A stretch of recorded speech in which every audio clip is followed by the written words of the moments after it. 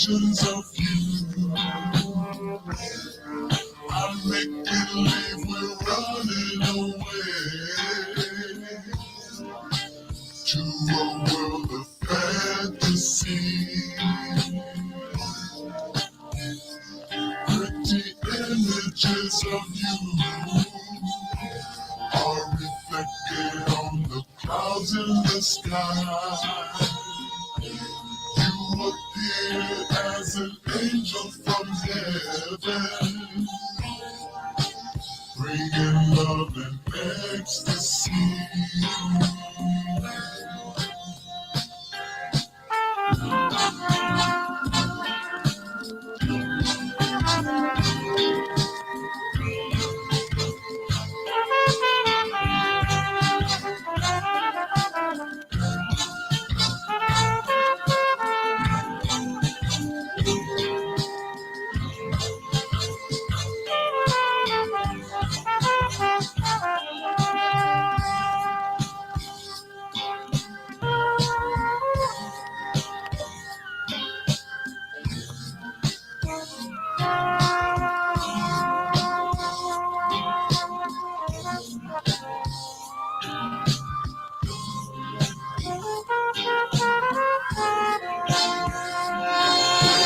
Visions of you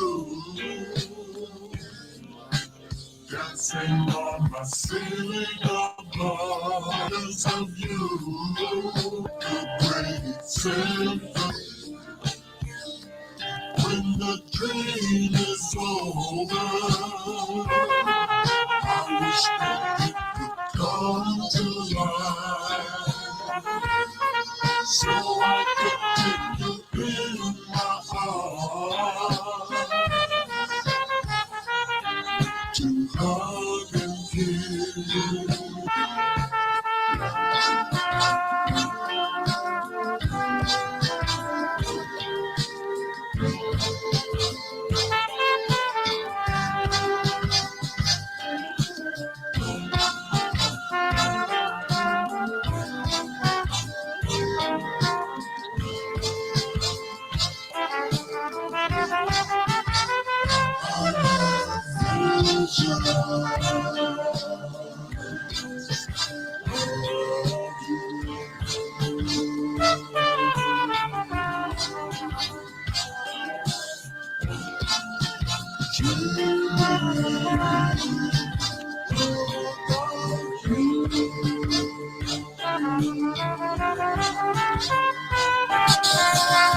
I don't even care, bitch. What? Fuck off. God damn, like somebody was waiting to watch this stream. Like, get a fucking life. What the fuck? Get a fucking life. Fucking bitch. Hey, Andrew. Hey, Andrew. Oh, look, it's us together. Disheveled as fuck. I want to quickly do this stream and be done with this shit. I woke up this morning very much over everything that happened this weekend. Oh, it's us at Club La Vila. And I found out on Saturday evening that Club La Vila has been shut down permanently. I also took a nap this afternoon, and most of the dream involved Chance, what the fuck, literally Chance, living his life in a pink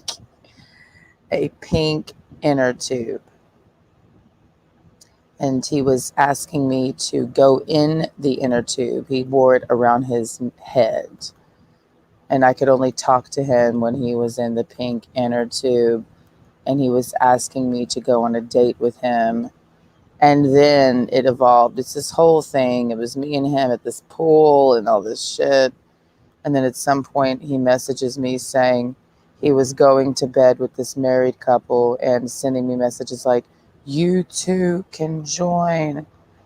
So I'm going to tell this horrible story about me and Andrew Rodriguez. I genuinely don't want to, but I messaged him today on Facebook and I said to him in so few words, at this point, dude, just come back and fuck the shit out of me because there's nobody currently that is even worth my fucking time. Um, Today has been a good day, but today has been a day of rest. We are coming down off of a very, very like just a weekend of pure chaos. And I hate the two people watching this right now. I genuinely do. The one person that's always, anytime I schedule a live stream, there's one person waiting to watch, and I hate that motherfucker more than I hate this guy. Oh, wait, he's not in that picture. More than I hate this guy. I would rather suck his dick again than fuck with the one person who's always watching my channel. These are just the facts. And he's incredibly toxic. Better to fuck with the toxicity you know than some weirdo on the internet who's always watching you on the internet. And these hoes that I've been meeting. I have had no inclination to message the faggots that I've mentioned a million times on this shit stain channel. But I do have some messages I'll play. I listened to them today and I died laughing at the voice memos I sent Marcus on Saturday. I am the exhaustion is hitting me today because last week I had like nonstop energy leading into the weekend, and today's the day of the energetic crash, but I have to walk 2 miles to the grocery store tonight. So we're just taking it easy to do a 4-miler ruck march. And today, some of the stuff I've been watching on YouTube, just because it was suggested for me to watch. So I'm like, all right, it was like Marine boot camp in like 1967. And, I just had some epiphanies about Marines today and just military in general. I'm like, wait a second. I've been doing it wrong this whole time. And I did it wrong back in my hoe days. This was March of 2010. I got the date wrong. I thought it was May because I remember it being spring break. We were in Panama City Beach in this picture. But no, it was March of 2010. May is when I met Lawrence, the dope dealer from Houston, at the same club that I was with him in. Oh, roll some weed, girl. So I messaged Andrew today and I said, and I can quote myself actually. Let's pull it up. Let's see who my sneaky link is. Since I'm such a whore, just out here, fucking around with all these different dudes, Phew. Oh, wrong app. Okay. It's so tedious. That's why I don't be doing anything on my phone. Because all these things on the apps, it's just too much. Here's what I sent to Andrew Rodriguez today. Andrew Rodriguez is this guy. We had a sexual relationship. And I met him when he was in airborne school in 2010, April, I believe it was. I met him in April. He went back to Camp Lejeune, and then he met me in Panama City, Florida. Panama City Beach, bitch, to be exact. This picture was taken at Club La Vila, the bottom part, if you've ever been. I was very familiar with that club. I messaged him and I said, and I quote, see how long it is? Hey, sexy. It really pains me to message you this, but God damn it. Houston, I have a problem. And I meant every word. I even made a Facebook account just to message him this, a separate one for my missing dog. All these tedious details. Because the details matter, baby. The details do matter. I'm going to keep my head shaved until the war happens. We're preparing for war, and I do mean that literally. We are in this household. I don't know what you're doing in your household, but we are actually preparing for war in this household. So I don't relate to you civilians. We don't care. That's what we're doing, a 4 mile march to the grocery store to get our food because we have nothing in our fridge. I'm making chicken and okra. There's seasoning and onion and stuff, but it's chicken, okra, and tomato. That's all we're eating for dinner. Just getting lean and mean and becoming a asshole like my idol Andrew Rodriguez. Okay, we have a few pictures that we took from his Facebook. No big deal. It's public. I'm not his friend. We used to fuck. Okay, this is me in Missouri. Whoop de doo. Having moved back to, let me roll the cigarette, girl. I am exhausted. I took a 3 hour nap, just collapsed into the weight of my own skull. And I woke up from a dream that went on and on about Chance, the ranger, living his life in a pink inner tube and him asking me out on a date. And I'm like in an inner tube with him. It's the trippiest dream I've ever had. And then I found out in the dream that Chance was sharing the marriage bed with a married couple, and he was inviting me to join him, and I politely declined, and I just was lounging at this pool waiting him to come back and fetch his pink inner tube. Just Chance in this damn pink inner tube. And I woke up and Kitty was beside me, and I was like, that's the only man that I know right now. But yes, we are preparing for war. That's the most important thing to say, since I'm doing a debriefing.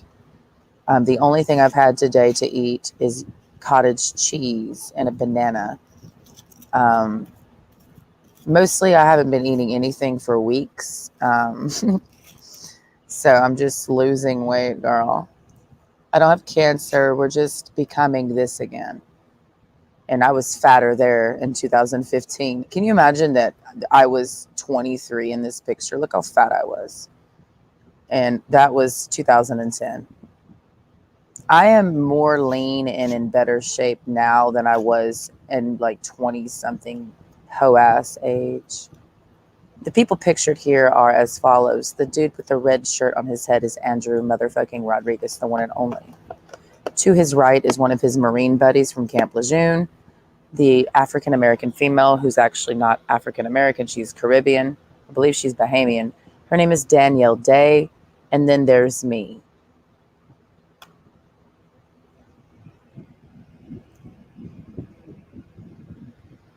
I watched parts of that sex tape. It's not really a sex tape. It's a video. The video phone. You know, the ability to record pornography has definitely evolved in the last 50 years. Home movies, etc. Have you ever filmed a porno?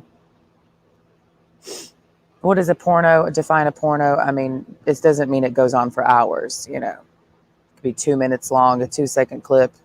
I mean, how often do you see your friend fuck somebody? You know what I mean? Well, in the military, quite often. It's part of the culture.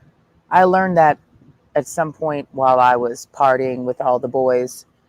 I learned and I became more sexually liberal, hanging out with the boys and partying with the boys and going to the house parties and, you know, and then I realized that, wow, we don't have to go into rooms anymore. We just fuck in the open at that point.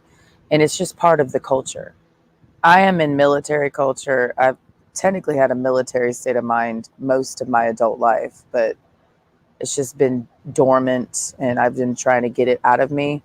But now I just realize I can just weaponize it for the good of myself instead of hiding my home training, because my dad raised me with a military state of mind.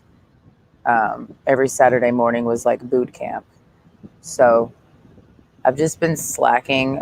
You would never know that my dad was like goddamn a disciplinarian, authoritarian Nazi who ran his house like General Oglethorpe. By looking at me, considering how undisciplined I am, correct?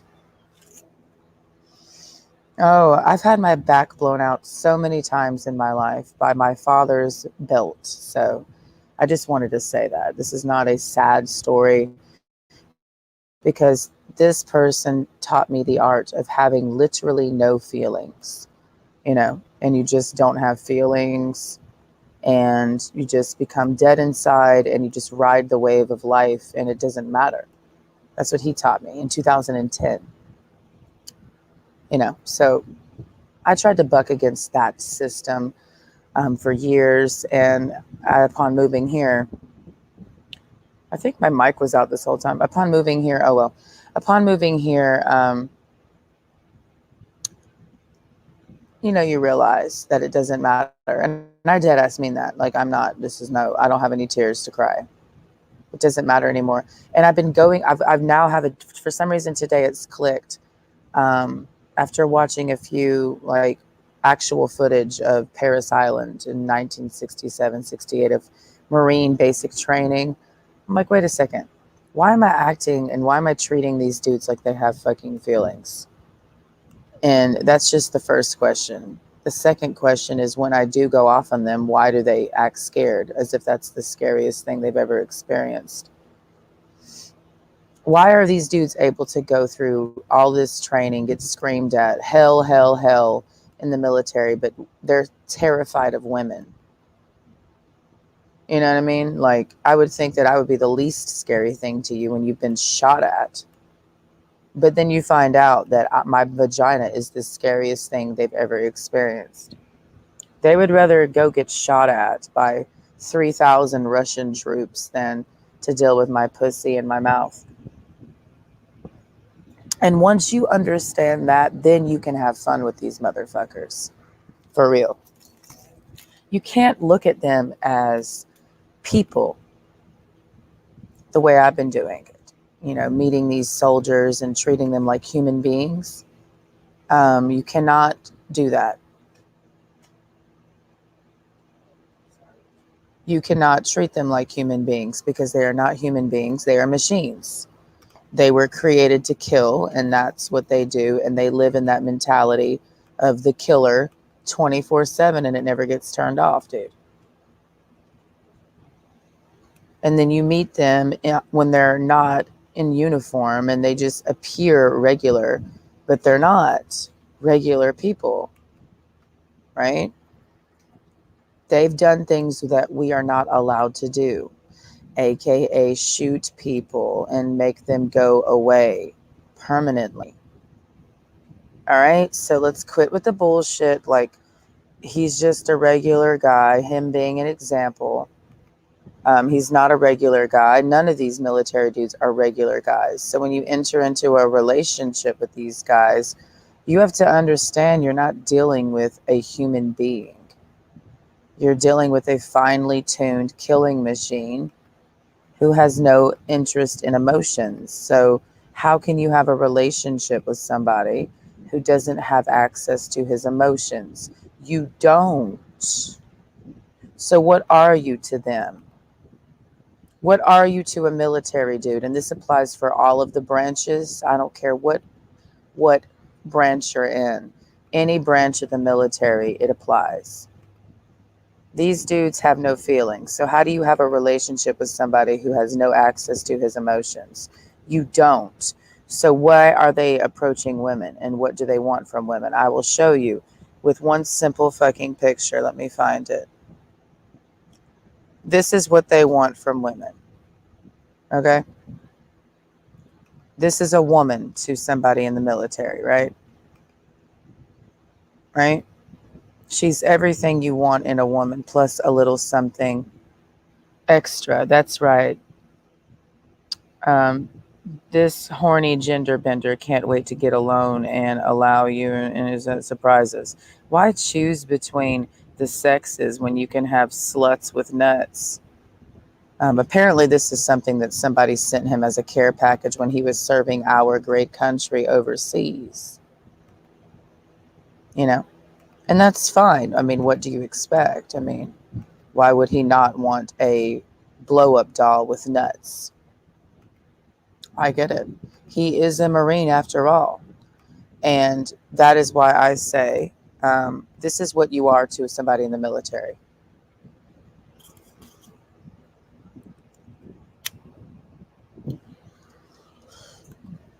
Let me just say this, and this is what I know for a fact, which this is a new place for me, which means I can be way more lethal when I'm dealing with these dudes that approach me in the bar. You know, I can play a game too. I can play into the idea that you are interested in me. I can play into the idea that you care. I can play into the idea of a lot of things. And then I let you know that you don't care. And then I have a good laugh about it because who's the scammer, me or you? You know, I met him at Scruffy Murphy's while he was in airborne school. And then a few months later, we were here. And then we had a sex tape, you know. And then a huge chunk of my psyche was destroyed when my friend in this picture, the black girl, went around Scruffy Murphy's when we got back. We got back from Panama City, Florida. She spent the whole weekend with me and Andrew and his homeboys and sitting at Scruffy Murphy's that very weekend that we got back, the next weekend. And I was sitting at the bar like I usually did. And Scotty, the security guard at the time, who I became friends with, and we ended up, going to Baton Rouge together. I have a whole story about Scotty, but he was a security guard. That's how I knew him at that time.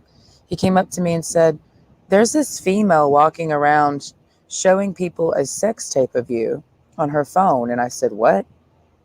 I didn't know what he was talking about. And he's like, "Yeah, that black girl over there, the black girl pictured here, is going around the bar showing everybody this video of you and this dude having sex, and I made her leave."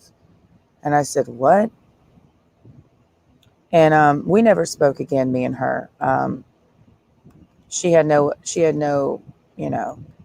I think we hung out up maybe a couple times after that, but she blew it off like it was no big deal. She was like, "Well, you and Andrew were fucking, and me and Tyler, Andrew's homeboy from the Marine Corps, took our phones out." And I remember them doing that, but I was so inebriated. I mean, me and Andrew were doing this together because he loved to drink and so did I. So we were slamming bottles and fucking. So we weren't really paying attention to her and his homeboy. I just remember like looking up from the bed. There's another video. There's the sex tape I'm talking about is in parts. It's not like one tape. It's just like clips of me and Andrew fucking. Some in the bed, some in the motherfucking shower. There's a video of me sucking his dick while we were playing a drinking game, footage everywhere, scattered to the four winds thanks to this black bitch and his white, supremely white friend. Like pale as a maggot white, And they had their cell phones out and were just recording. And I remember at one point in the one video, I remember them showing me. I looked out. I mean, I was on the bottom. We were in the bed in the condominium. And, Andrew's just hitting me, we're just having sex. We're having sex, right? Nobody else's business. We're in the bedroom. And then I look up and I see her sneaking around the corner with a camera, her cell phone. I'm like, "What are you doing?" It was the first time I had ever experienced somebody recording me having sex, which I found to be incredibly disrespectful. And now as I'm talking about this, I mean, once again, it happened. There's nothing I can do about it now. But in that moment, in that day, in that very second that I looked up from being underneath Andrew, blowing my back out, and I look up and I see this female that I'm friends with filming me getting fucked, I didn't know what to do. I mean, could I make her? I didn't feel like fighting her. I just wanted to keep having sex, I didn't feel like having an argument with her. So I just kind of blew it off. Because how do you handle that situation? Can I make her delete it? No. Can't make her delete it. So me and Andrew just went back to fucking. And we literally fucked all weekend. We would have fucked in this club. I mean, it was just that much sex. It was a lot of sex. Now, this was from the night prior.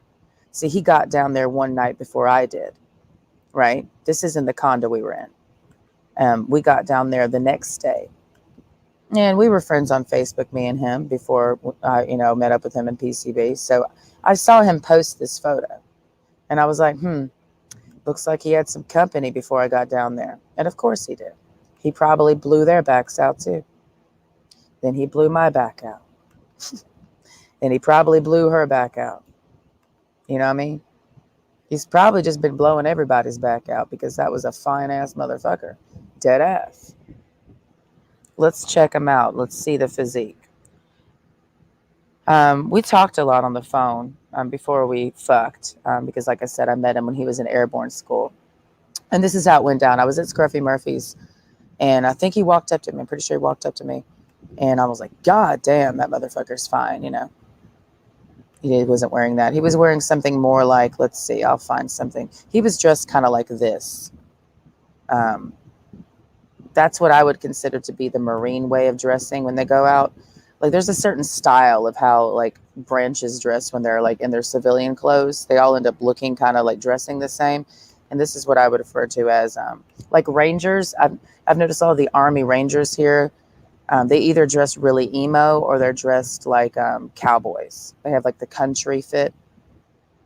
Marines, they dress like, not like, well, they dress like this a lot.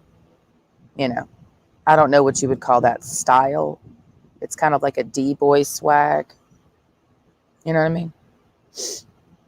So Andrew was dressed kind of like this when I met him at Scruffy's. And what ended up happening is we didn't hang out at Scruffy's. I ended up leaving Scruffy's because I got his number. We exchanged numbers at the bar. Like, we were only talking for a little bit. Then I'm like, I'm going to go somewhere else.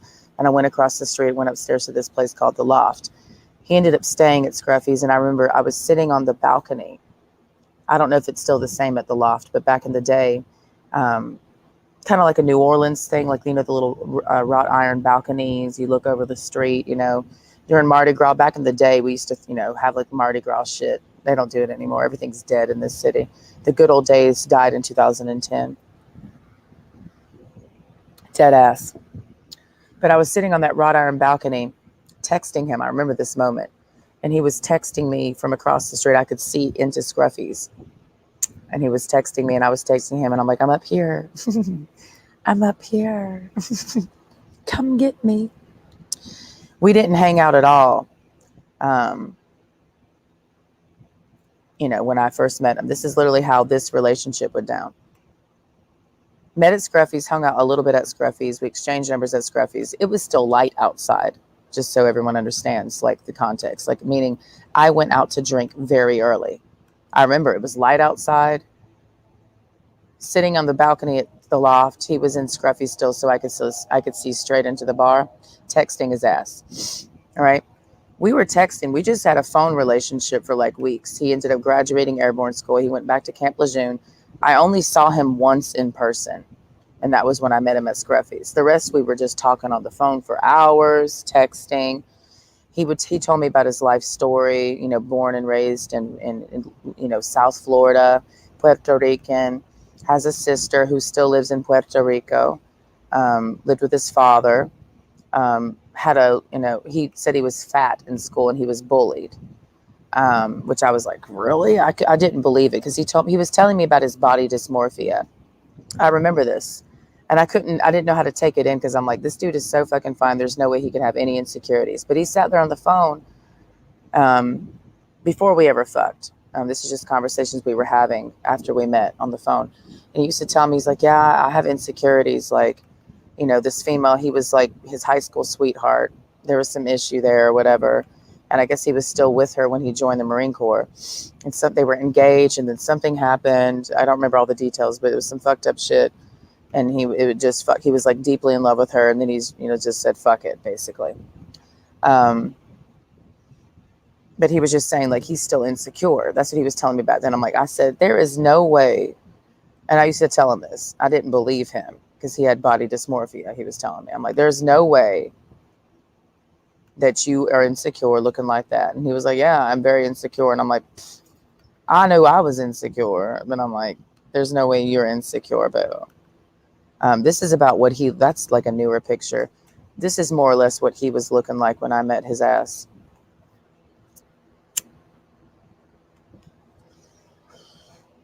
So I didn't see him again until I went down to Panama City, Florida. And we just fucked all weekend. It was that quick, just get off the boat and immediately just start fucking. It was within hours. I remember me and her, Danielle, got there. We got into the condo, and all of us immediately, there was another dude that was there, but he's not pictured here.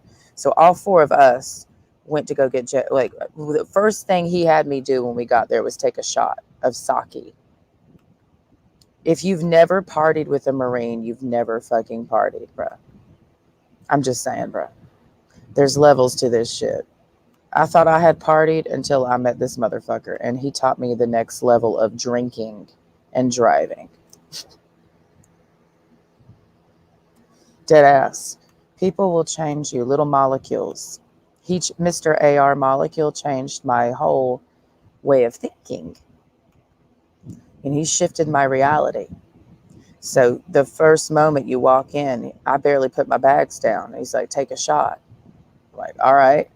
I remember this shit. This is all a true story. Now, I had been an alcoholic and a party bitch, but I had never, just the specifics of you. We just got here. Bitch, take a shot now. Like, don't waste any time is the motto.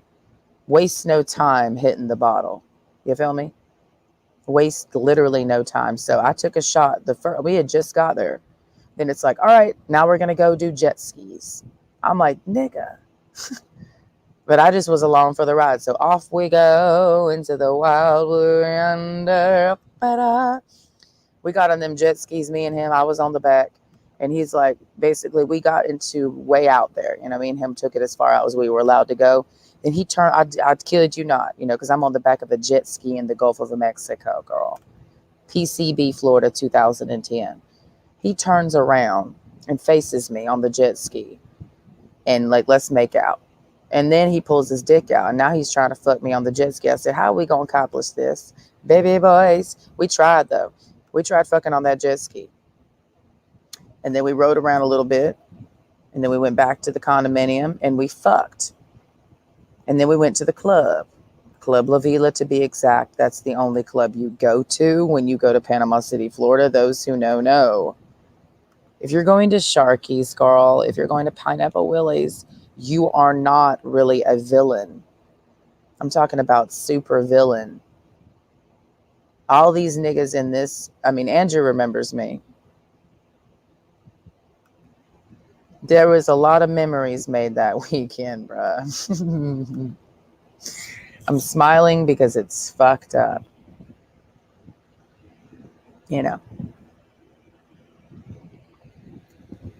I can honestly say, you talking about sex and, you have sex with somebody. And I just need to be detailed when I say this. I had a lot of sex before I met him.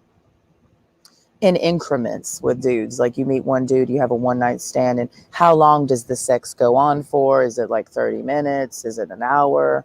Is it like 6 hours of foreplay and 1 hour of fucking, how does it go? The whole, it's not, it's not linear. I had not, I don't think, ever had that much sex in an entire weekend in my life until I met Andrew Rodriguez. It was just nonstop. You want to talk about your back blown out? My whole life was blown out from this motherfucker. And we didn't have rough sex, by the way. Y'all think he would. Let me just tell you how he fucked me, since you want to know. I want to know what turns you on. He wasn't throwing me against the wall. He wasn't fucking slapping me around. He wasn't slapping my ass. It was given deep stroke king. Do you understand? He made me feel like he loved me. Do you understand? Y'all look at this dude and you're like, oh yeah, he's a douchebag. He was choking me and slapping me and forcing my head down on his dick. No, he was very, I hate this word. He was very gentle with me. Take a cue, boo. Yeah. I'm so addicted to all the things I was sprung. after that weekend. And then when we left, after we departed, I mean, we fucked up until the wee hours right before I drove off because I left before him with this bitch, this dusty bitch. I'm not racist. She just did some fuck shit to me. Okay. My best friend's black. Get a clue. It's in a book. Reading Rainbow. Okay. So when I tell you we fucked up until the moment it was time for me to go walk out to get in my car, we did. And he walked me to my car. And then we made out in the parking lot. You understand? Like how much the sex was sexing. When we went to the club together, me and him went upstairs and were just making out for hours. I didn't dance in the club that night. We went and sat down and drank and just made out and like did all that shit. It was nonstop. Just nonstop, girl. Made an impression on my psyche. But the sad thing is, he had to go back to Camp Lejeune and then he ended up deploying not too long after that. And then I had to stay here in shit-stained Columbus, Georgia. And I was very sad. And we stayed in contact and communication and we talked on the phone, da da da. Things that are not happening with any of the dudes. Let me just say this. What's the difference between him and the dudes I've been meeting? You know, is it the year? I mean, is it the time? Like it's a different time, a different age where people do things differently in 2022 versus 2010? Is it the quality, you know? I mean, he was a hoe, I was a hoe. But I mean, he was way better treating me than the dudes I've been meeting who are hoes. So what really gives? That's why I hit him up today, saying on some nostalgia, you know, like, how about you just come up here and fuck the shit out of me for a weekend? I did. I asked him to. Might as well. At least I can say I've already fucked him. It's not like new dick. You know, it's not like a new body. It's not. This is not adding to my body count. You know what I mean? Or if it's not him, I can hit up Jose Moreno, who last time I checked is a captain. He's probably not, maybe he's just not as, I mean, he was a captain a few years ago. Rhode Island National Guard was placed 8th in the Ranger competition a few years ago. Da, da, da, da, da. We fucked before and after he went to Ranger school. And then he hit me up when he came down for the Ranger competition. I wasn't even in Columbus. This motherfucker hit me up on Facebook talking about, are you in Columbus? I think I helped that nigga get through Ranger school because it was before Ranger school and after Ranger school that me and Jose Moreno fucked. And that was 2009. And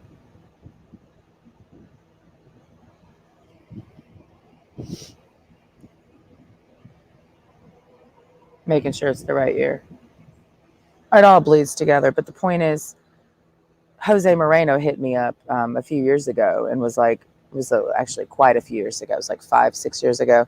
It's like, I'm in town. I'm here for Ranger competition. Are you in town and we can relive what we lived many years ago? And I'm like, no, dude, I don't, you know. And he was like, we had great sex. And I'm like, we did. We had great sex in your little college dormitory on base because he was in OCS, you know. We did have great sex, but, you know, sorry, Jose. But I'm going to hit him up too because it's like, you know what, Jose, come on down to Fort Benning, you know. It's either between him or Jose. It's not adding to my body count. I've already had sex with him. And at this point, might as well hit up the old hoes because the new hoes that I'm meeting, not because they're new hoes, it's just these new dudes that I'm meeting, they're new to me that are like around my age, you know, like Mark. I'd rather fuck him again and then fuck you. I mean,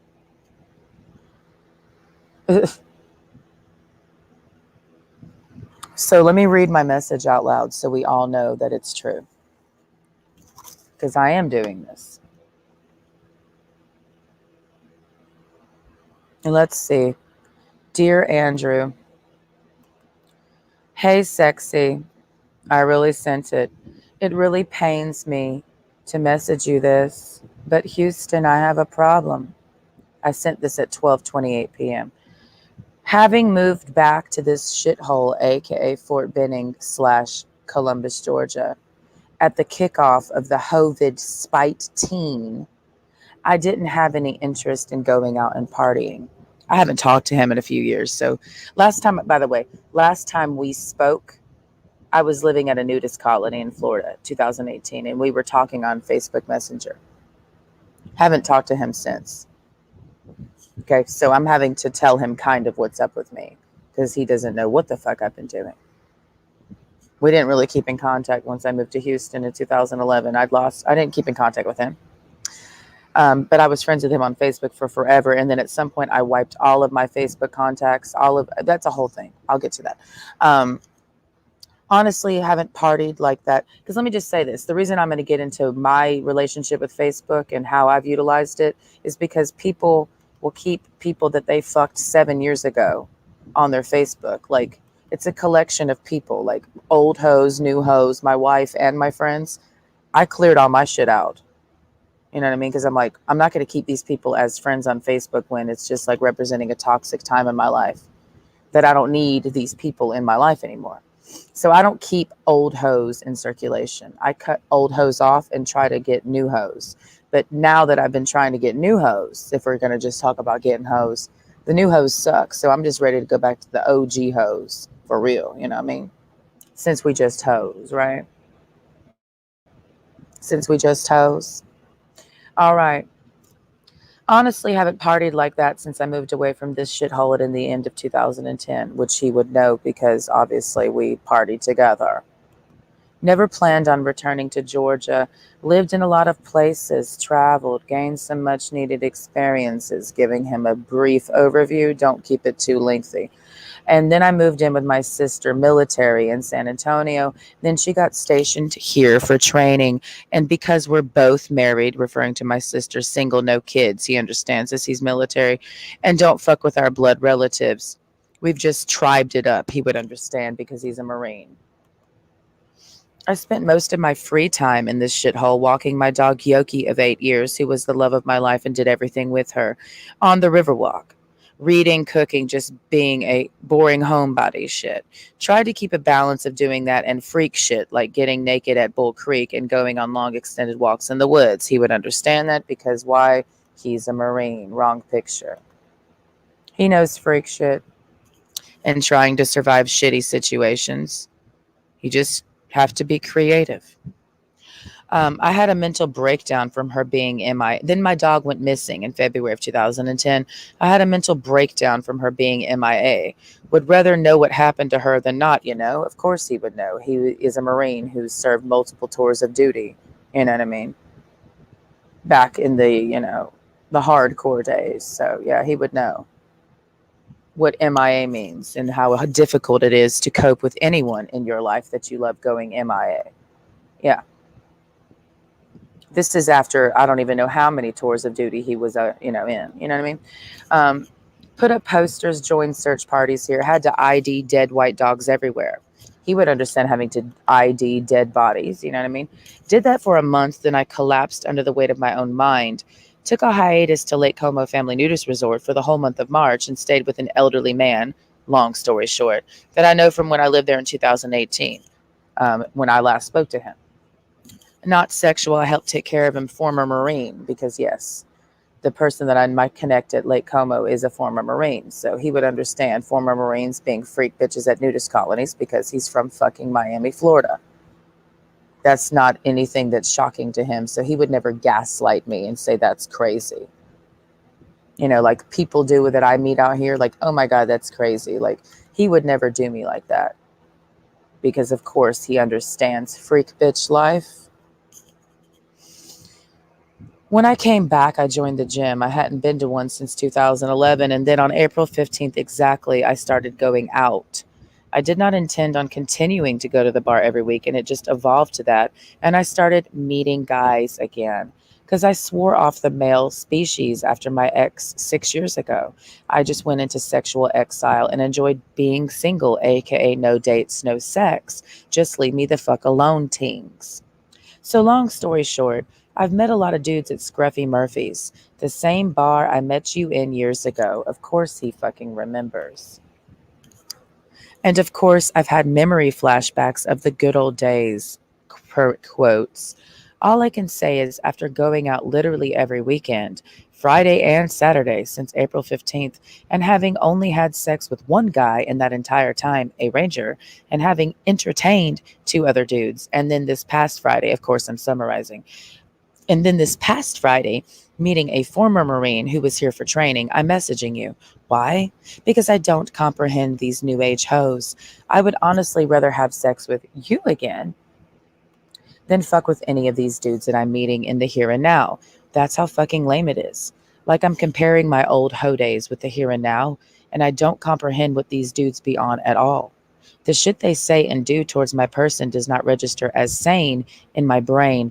And of course, I've been out of the game for a very long time, but still, I'm just saying, on some real shit, I just looked at that sex video of us for the first time in years last night and was like, wow, instead of me even bothering trying to meet a guy here and it always be on some bullshit, I'll just watch this video of you fucking me in the shower and not waste my time because I truly am exhausted. I shaved my head 2 weekends ago and burned a lot of my clothes in a fit of rage. LOL. Anyways, I just wanted you to know this. I'm going to move to Florida at some point and be done with this goddamn place forever and never want to return again. You know it's bad when you got to hit up your old flings hoes because what's currently available sucks donkey dick. So I don't know where you are at or what the fuck you're doing.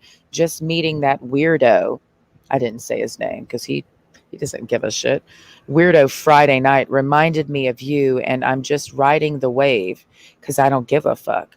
If you ever want to fuck again, for old time's sake, I live in a house on gay ass Broadway because at this point I ain't even bothering with these niggas around here. Hope you're well regardless and blessed and happy.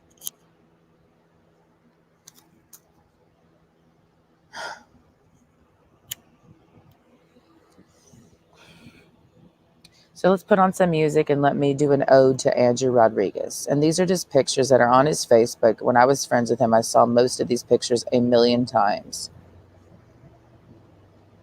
Like, you don't be looking at people's pictures over and over again. Oh, you only look at them once? How many times do you look at somebody's pictures on Facebook? Because doesn't it get really boring seeing the same old pictures every day? Facebook culture is a very interesting place, but we'll get into that later. First, let me just throw Andrew Rodriguez, the dude I had great sex with in March of 2010, on the screen, and there is unfortunately footage to prove that it happened.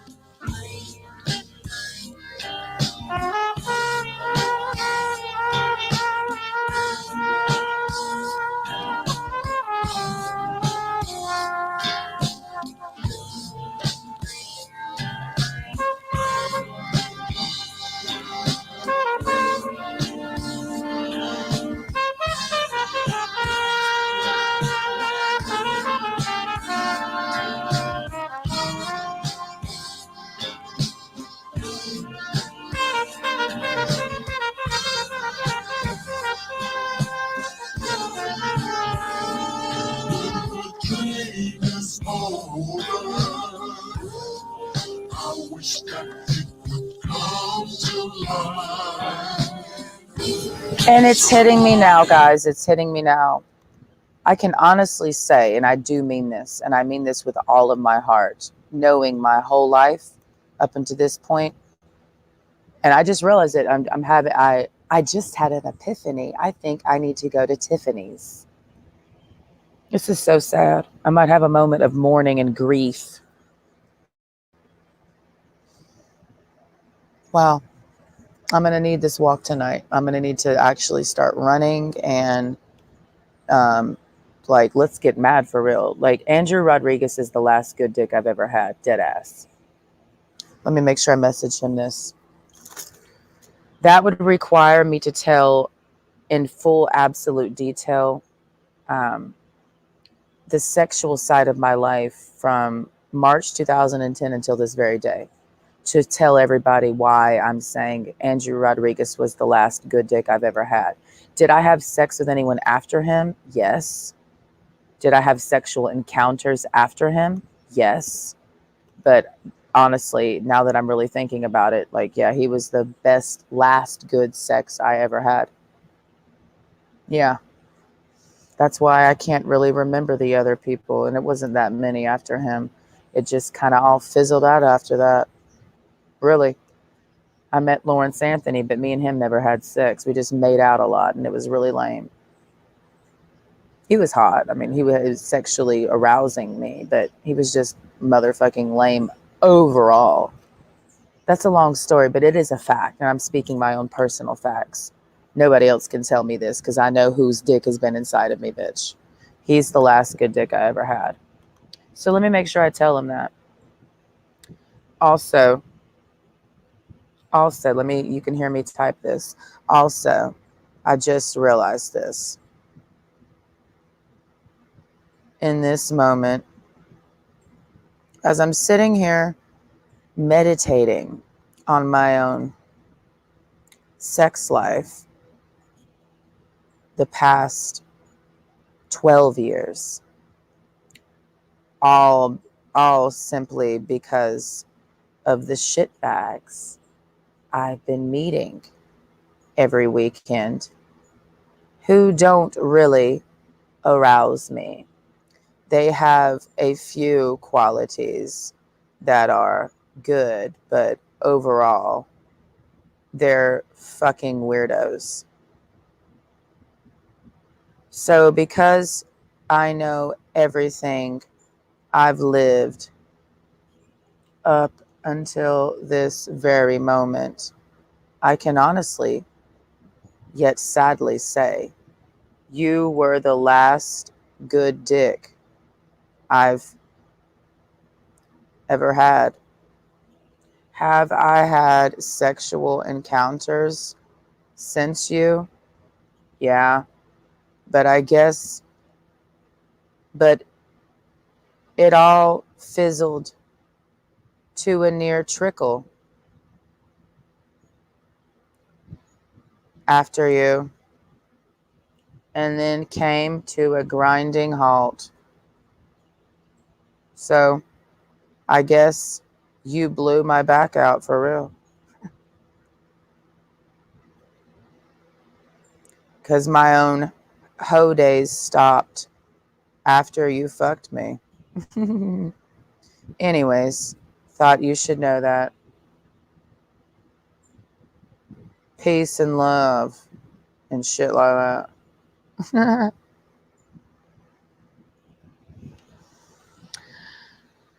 Oh, yes, the pictures. All right. This song is kind of dragging. Let's put on some motherfucking better music. God damn it.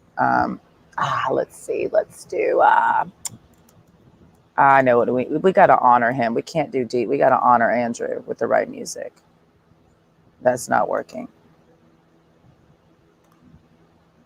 I got to put on the music that we were listening to. And it's going to be, once again, does she keep listening to this song? Because this represents this time in my life, girl.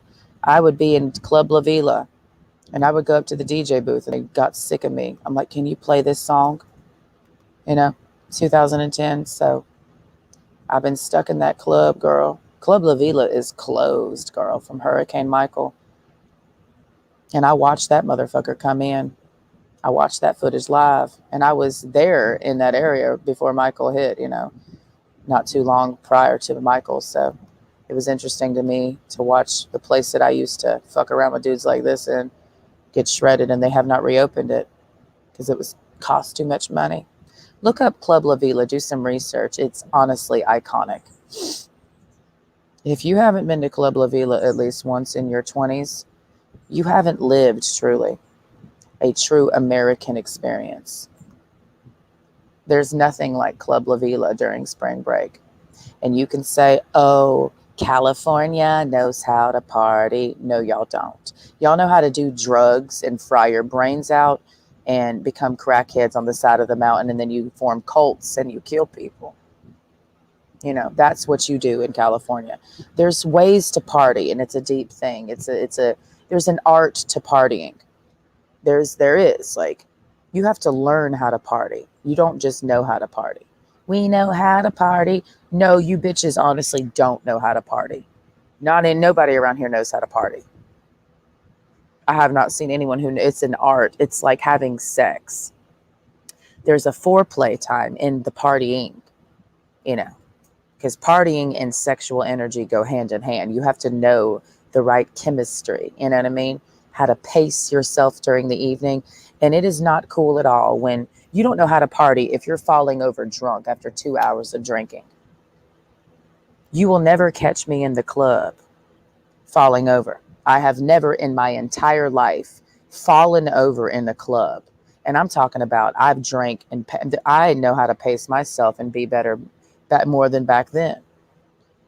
Taking shots. I've never been that person falling over in the club and somebody has to carry me out. Okay.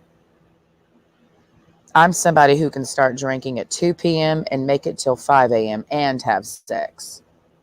So I don't know about your endurance and stamina, but that's why me and him got along. Because we were the only two still standing while the rest of them were struggling for air. I know how to drink, bitch. If there's one thing, I don't even worry about it. When I go out, I don't count how many drinks. I just know my limit. You can feel it. I know when it's kicked in and it's like, all right. You know what I mean? Y'all don't. Y'all motherfuckers out here be as far. You can't even articulate words.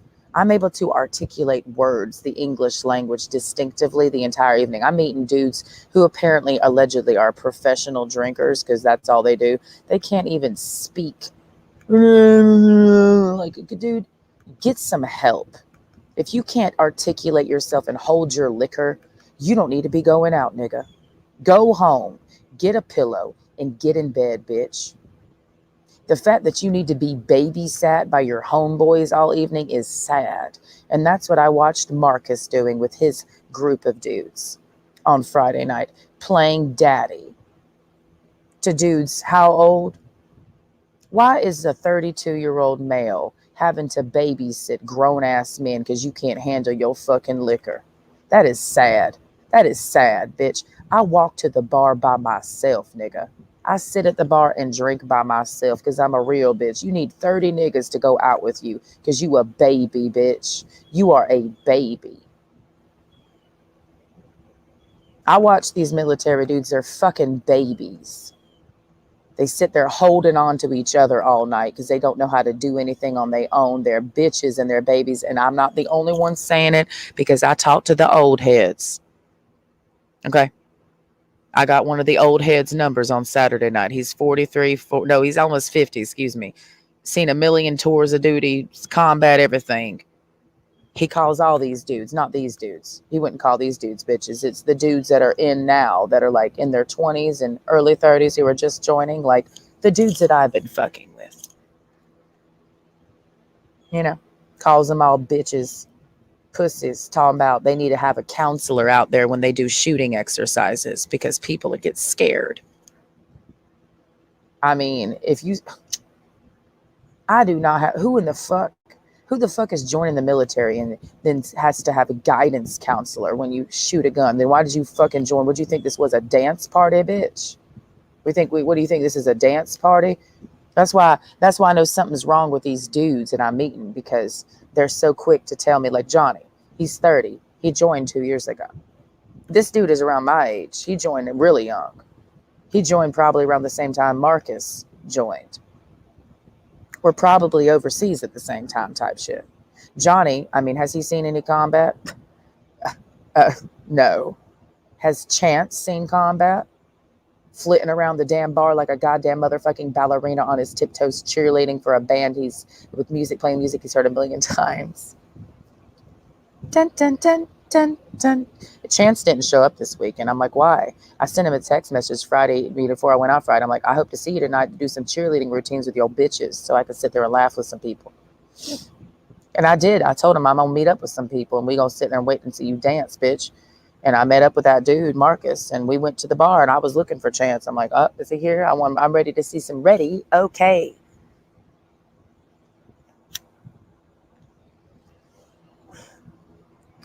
I was there to see. That's why I actually drug Marcus to that bar, because I was low key wanting to see them Rangers put on a show. Because you see, I was telling Marcus, is this giving Between Two Ferns with Zach Galifianakis? Between Two Ferns. Without the humor, because nobody's laughing. Everyone is so serious. These niggas is scary. I'm laughing my ass off, and that's when they suddenly are serious. It's not funny. You making fun of me. Yeah, I'm making fun of you like your drill sergeant made fun of you when you came in as a goddamn green bitch into the military. Then you gonna cry when I say some shit. That's all they do to you is talk shit to you, bitch. And then you gonna cry when I talk. Grow the fuck up and get the motherfuck over it. I'm not gonna sit here and play patty cake with some motherfucking Rangers and infantry and Marines all motherfucking day. I'm not gonna play with you, but I'm gonna play with you. Okay? That's my attitude for the rest of the year until I leave to go to Florida, girl. You're leaving too, so am I. So I don't have to care anymore. Now that I know I'm moving to Florida, I don't have to invest. I didn't know. I didn't know what we were going to do in our family. So I'm like, if I have to invest in living here, then I need to start getting on some settling down energy and look to meet a dude here, because I'm looking at this place long term, But now that I know I'm leaving, I don't have to care either. I'm just stationed here. Okay? Meaning I know I'm leaving, so I don't have to worry about meeting a guy to settle down with. The way you don't care about meeting a woman to settle down with when you're here for 3 years. How do any of these dudes meet bitches? I don't motherfucking know. Some of these dudes marry her after one night, and I dead ass mean that shit. I learned that working at Harris Jewelry at the Peachtree Mall. And the person who ran that jewelry store, the owner, the manager, was a former drill sergeant, black guy. He probably still works there. I'm assuming the jewelry store is still there, scamming everybody into buying diamond rings on credit straight out of basic training. And that was our target audience. And that's where I was working when I met this motherfucker. I was working at Harris Jewelry and I hated it, selling gold chains to basic trainees and cheap diamond rings. On commission, girl, and I didn't sell anything because I felt embarrassed and ashamed to be scamming them. I've never been a scammer. My pussy is not a scam. The way some of y'all's dicks is giving cock scammer. I'm tired of you. And when I get done with this stream, I'm going to go straight on a 4-mile hike to the grocery store to get some lettuce and some tomatoes, girl, and maybe some bacon and maybe some bread. And I'll be eating BLTs all week. It's shredding week. 1 BLT a day keeps the fat away. I'm tired of y'all. Anything you can do, I can also do, but not better, because I'm not in a competition with dick. I'm not joining the military for what? I am already in the military. It's a state of mind, bitch. These dudes be like, but you're a civilian. You're not supposed to be acting like that. And you're a Marine, and you're not supposed to be acting like that either, dry bitch. Oh, my fun has just begun. Y'all have not seen it. I'm about to get back on my Guinness bomb days and my Jaeger bomb days and my shots.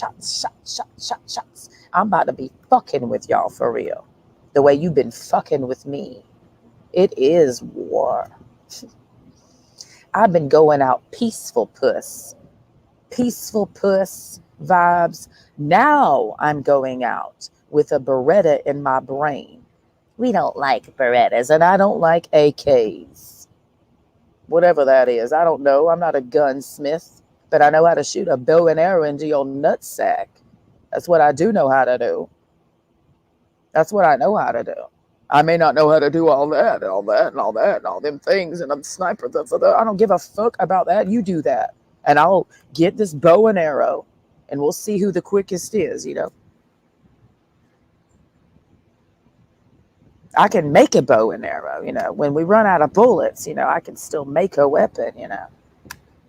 I knew a bitch in Houston that used to ride with the Banditos that made bow and arrows and knows how to make, you know, the spears and everything. And arrow, you know, you can still use primitive technology. You know, when we lose all of our bullets, we ain't no more bullets and guns. Just saying, I can always pick up a rock and crack your skull. You know what I mean? Real lethal weapon is my motto. I'm about creativity. I can take that motherfucking extension cord, you know, and make a lot of things out of that to protect myself if necessary. I can pick up this motherfucking lawn chair. I can pick up one of them bricks, bitch. Get that water hose and spray you. I can be creative with weapons. It's just instinct, basic instinct. And that's what makes you a great killer. Instinct. More than the training, you got to have that instinct. Go get trained. Go get trained. Go to school and learn how to be a killer. How are you going to learn how to be a killer? Oh, okay. So who was the first murderer on Earth? You know, in human history, who's the first known killer that was written down in some book? Who taught him, who trained him how to be a killer? You don't train to become a killer. You just are naturally a killer because you're a human being. So what is the military actually doing? They're not training you to be a killer. Who trained Ted Bundy to be a killer? Who trained Jeffrey Dahmer to be a killer? Who trained Bonnie and Clyde? Some people just have what it takes. Who trained the Creek Indians to be killers? Who trained the barbarians to be killers? You just know how to do it, dude. It's just something that you just know how to do, kill. And it doesn't take a whole lot to kill anybody. It doesn't take a whole arsenal of weapons if we're just talking about killing. If we're just talking about killing, you can kill people in a lot of little tiny ways. You know, I don't need it. That's not what this stream is about. I'm just saying, what are you talking about? What are you talking about? So the military did not train anyone to be a killer. They're already killers. They just finely tuned them in a certain way. Right? Right? That's all that's happening. It's something else. It's something else is all I'm saying. It's something else. I've been watching for fun today training videos of the Marine Corps on Parris Island from the 60s. That's the footage that I like to see. It hits differently. If you're fucking with my pussy, you're fucking with like 1967, 68 pussy. It's old as fuck, bruh. Face is on 45, maybe 35. Some people say it looks like I'm 23, but they're lying to me. But my pussy's on 1967. So what does that mean for you in this modern age? My pussy's also on prehistoric, meaning Stone Age, meaning get stoned, bitch, and shut the fuck up with that dumbass shit for real. I don't like your attitude. I don't like yours either. But I guess we're going to have to learn how to coexist. Think I give a fuck what you like? Welcome to boot camp. You know what I mean? Like, you can't hang.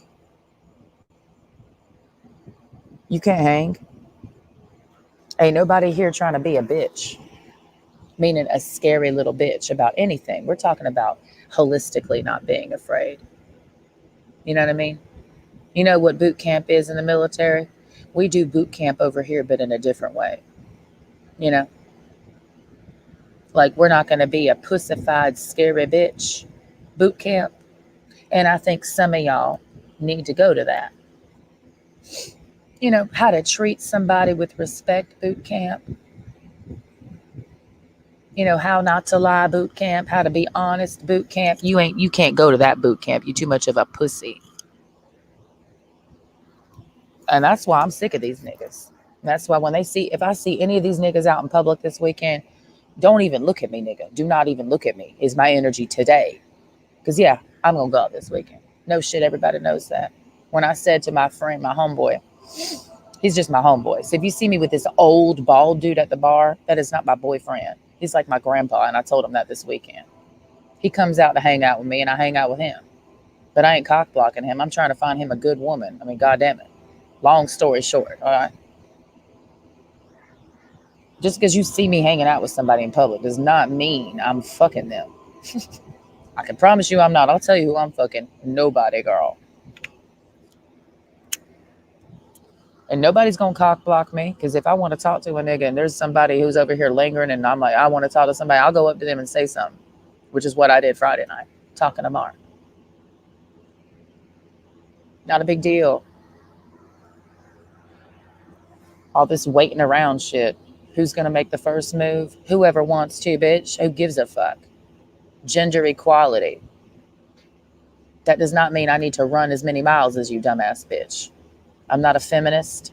I'm not trying to physically compete with a male. I just have the same level of rights as you. Like, I can approach you at a bar the same way you have the right to approach me at a bar. I can say what I want to say to you when I want to say it, the same way you can say what you want to say to me whenever you want to say it. And I can say, shut the fuck up, but if you want to say it, you'll say it. Then, nigga, you tell me to shut up. Niggas love to follow my commands when it suits them, when it's convenient.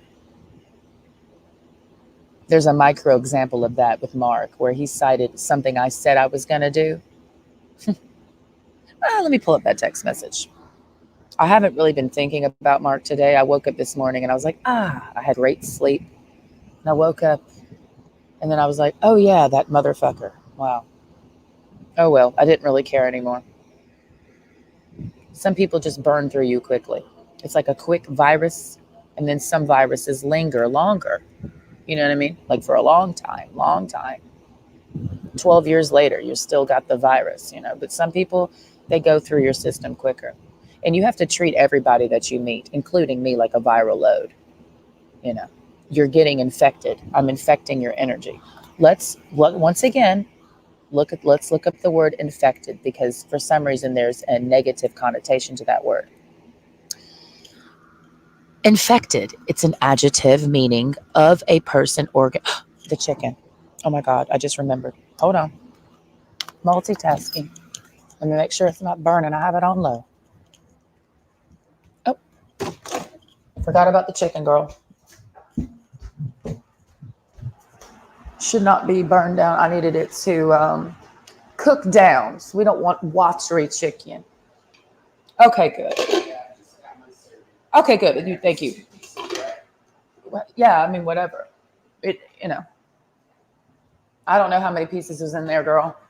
As long as I get 2 pieces, I'll be mostly fine, because I don't have a huge appetite. So I'm trying to decide. I might change up the diet. We'll talk on the way. I need to do this stream, and then around 8, let's head out. Is that okay? Because it'll take us about 30 minutes to get there. Is that all right? Are you good? You watching Fight Club? Well, yeah, take your time. I mean, it closes at 10, so we can leave here around 8:30 for all I fucking care. I just know it's not going to be later than 8:30, because if we leave at 8, we'll still be able to make it, and it'll be cool out. I want to walk when it's cool. I want a nighttime walk. I love me a good walk. I do. I love a good, nice stroll down the bayou, but I can't meet no nigga who can walk with me. They all too scared to walk, Why would I feel bad that you can't walk? When you're in the land of rejection, and this is for everybody, you're dealing with this goes for anybody. Like, instead of, I can't tell you if it's you or if it's not you, but it's like, for me, with these dudes, I mean, I'm not going to feel bad that they can't hang. I'm not going to feel bad. I'm just more like, okay, whatever. Infected. Affected with a disease-causing organism. Everybody's a goddamn disease,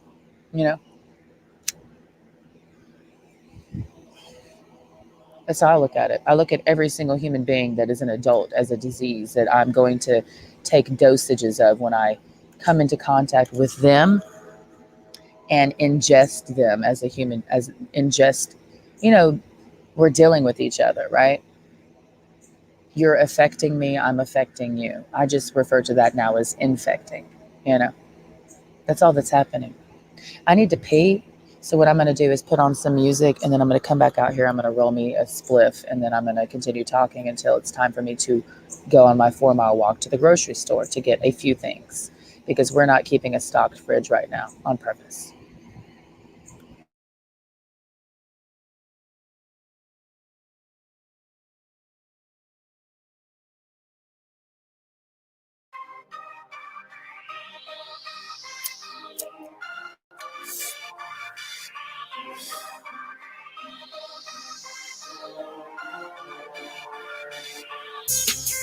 Man, fuck these niggas. I'ma spare everything but these niggas. I flip the gun and gun, but these niggas take the knife off the AK and cut these niggas. Yeah, and fuck these bitches. I swear I care about everything but these bitches. I don't care, I so what these bitches. And I put young moolah baby above these bitches. If it ain't broke, don't break it. And if he ain't shook, I'm gonna shake him. Hope I don't look weak, cause when a wolf cry wolf, you still see that wolf teeth, motherfucker. Futuristic handgun. If you act foul, you get 2 shots and 1. I'm at your face like Lancome. You niggas softer than Roseanne, son. Hey, you cannot reach me on my Samsung. I'm busy fucking the world and giving the universe my damn tongue. Crazy motherfucker, I am one. But the crazy thing is, I began one. All white bricks, I'm straight like it's jumping back to 36 thick. Big house, long hallways, got 10 bathrooms. I could shit all day, nigga. And we don't want no problems. Okay, you're a girl, what's it going to a goblin?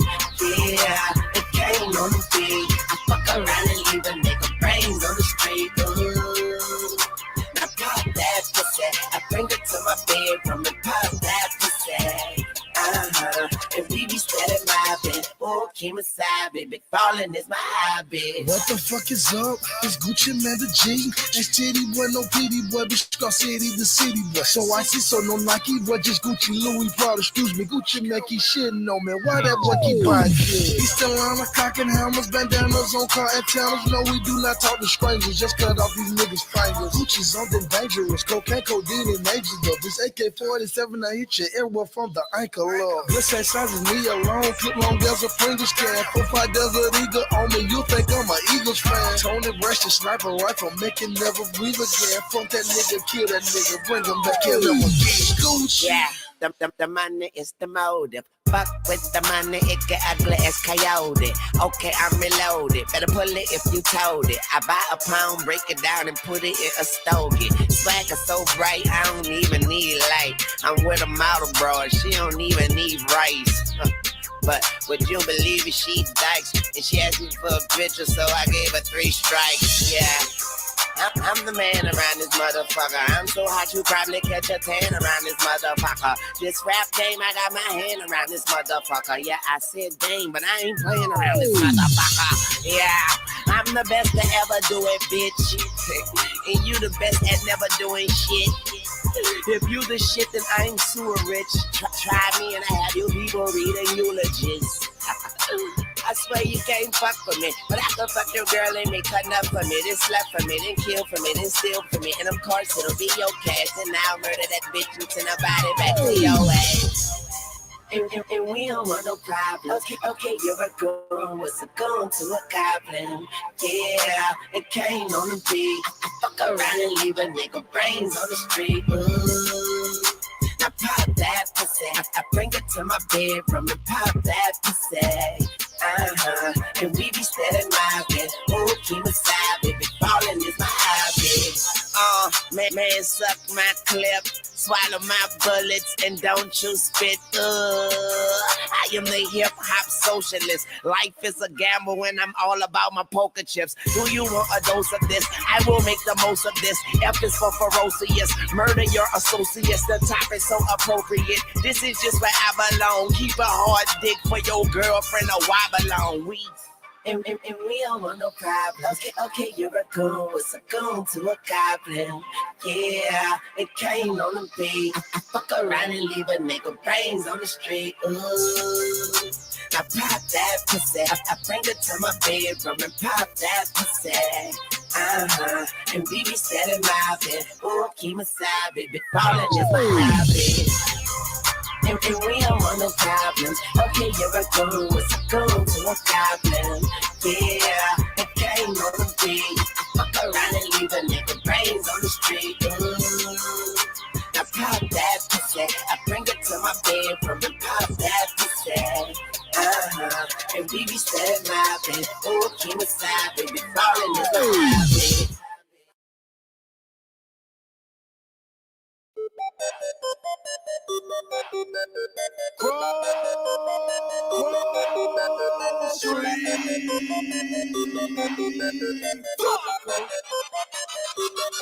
I got a whole lot of money. Bitches counting for me. Bottle keep popping that water bad whole jacket. It's a party, it's a party, it's a party.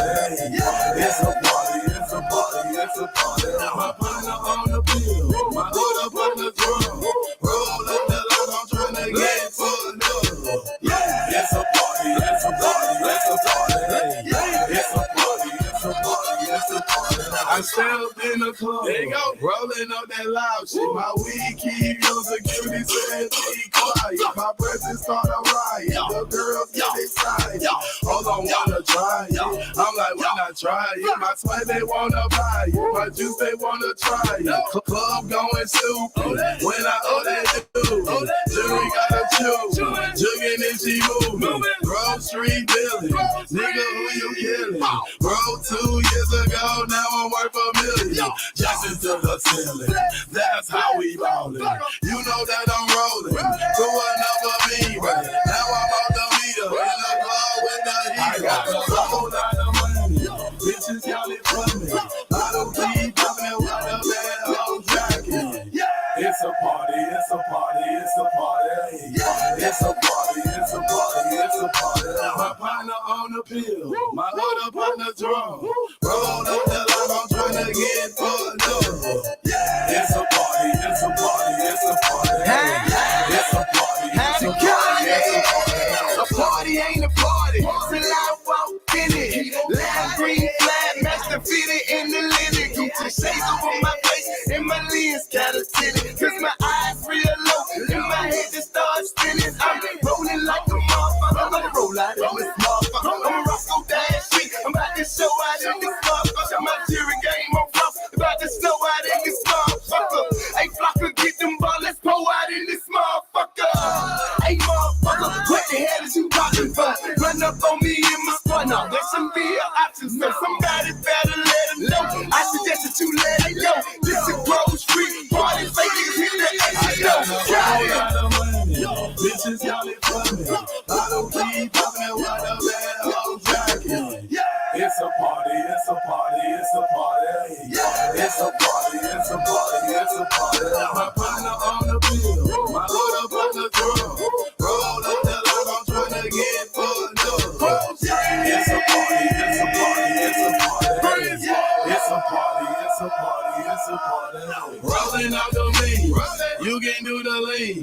Blowing on that loud, play that Bobby Brown. The hood got my fucking back. The streets, I'm not ducking it. Please step the fuck back. Grocery, yes, we are back. Hood plus some nigga rocks. Every ghetto feeling us. 20 on my right wrist, 30 on my left wrist, 100 on my neck. I die for my respect.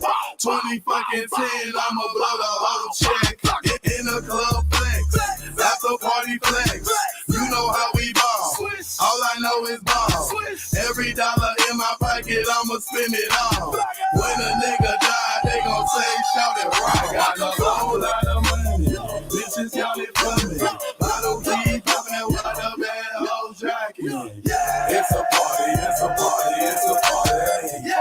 a party, it's a party, it's a party. My partner on the bill, my hood up on the drum. Roll up the line, I'm trying to get fucked up. It's a party, it's a party, it's a party. It's a party, it's a party, it's a party.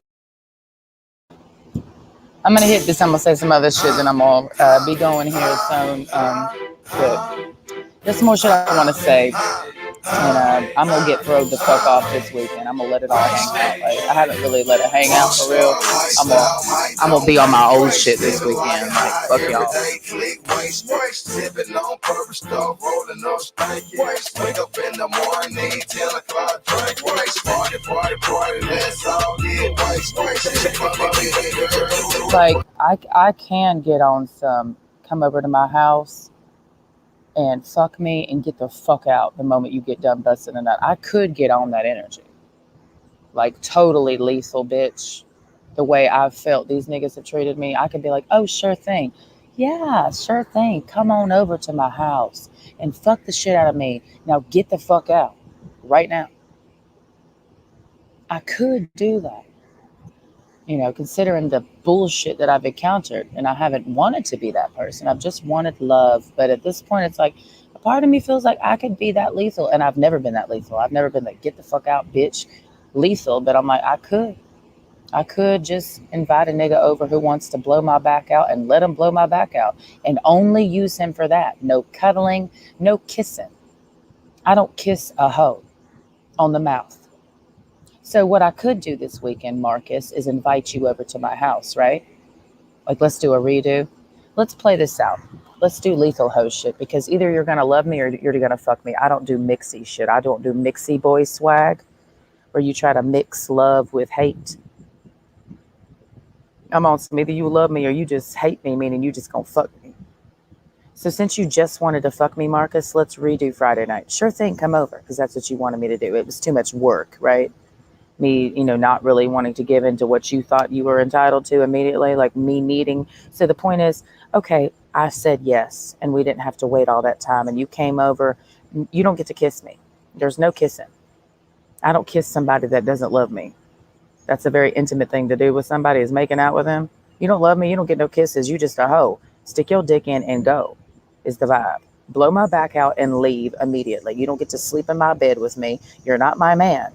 No cuddling and aftercare, cock. Since you just want to fuck, that's what you're going to do. You're going to fuck me and you're going to leave. And you're not going to bust your nut inside of me or on me. You can put it in a tissue, because I don't want nobody semen on me that doesn't love me. You don't get to bust a nut on my face, in my pussy, in a condom. Nah, nothing. You just get to put it in a tissue, put it in the trash can. How about that? I'll let you beat your cock in my pussy. And then I'll say, go get the trash can, come in the trash can, because that's what it's giving. Come in a trash can, because that's you, bitch. I could be that lethal, because that's how lethal I'm going to be if I'm going to be that way. You're not going to come over to my house and play lovey-dovey, kissy-face games. You're so sweet, you're so nice, all these other niggas, and you don't even love me and want to be with me. So we're going to draw a line in the sand. Either you here to love me and be with me forever, or you going to just fuck my brains out and bust a nut in a trash can and get in your vehicle, find a way out of here. I don't care if you got to sit on a park bench and wait for a ride. That's not my problem. Not my problem helping you get home, because we're not together. I don't care about you.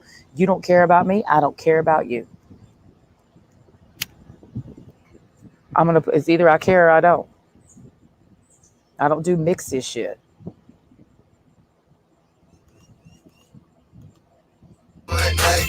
I'm so wasted, she's so wasted. Another bartender send me 20 more. Like, you gonna give me hoe energy, then I'm gonna treat you like a fucking hoe. I'm gonna treat you how you act, Marcus. So you gave me pure hoe energy, I'm gonna treat you like the pure bottom bitch that you are. You don't get no care package vibe from me when you come over. I'm gonna treat you like a slut. And how do I treat a slut? Fuck and leave, bitch. Get the fuck out of my house. You don't get to sleep here. This ain't a hotel. Go get a hotel room on your own. You don't even get a cup of water in this bitch. You just a slut. You here to fuck me and go. That's all you good for, hoe. And I'm gonna start treating these niggas like hoes for real.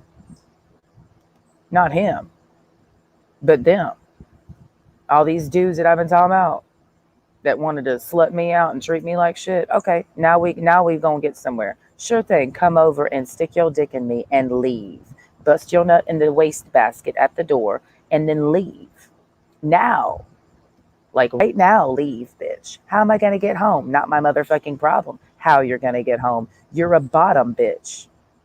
You're just a hoe. So I'm gonna treat you like a hoe. Meaning you don't get no love from me. You get no love from me. We're not gonna do mixy shit anymore where I'm treating hoes with TLC. Now I'm gonna be on my zero and ABN vibe this weekend. Like you hoes get zero love from me. You're a hoe. I'm gonna treat you like a hoe. Get the fuck out of my face, bitch. Don't be breathing AIDS in my face.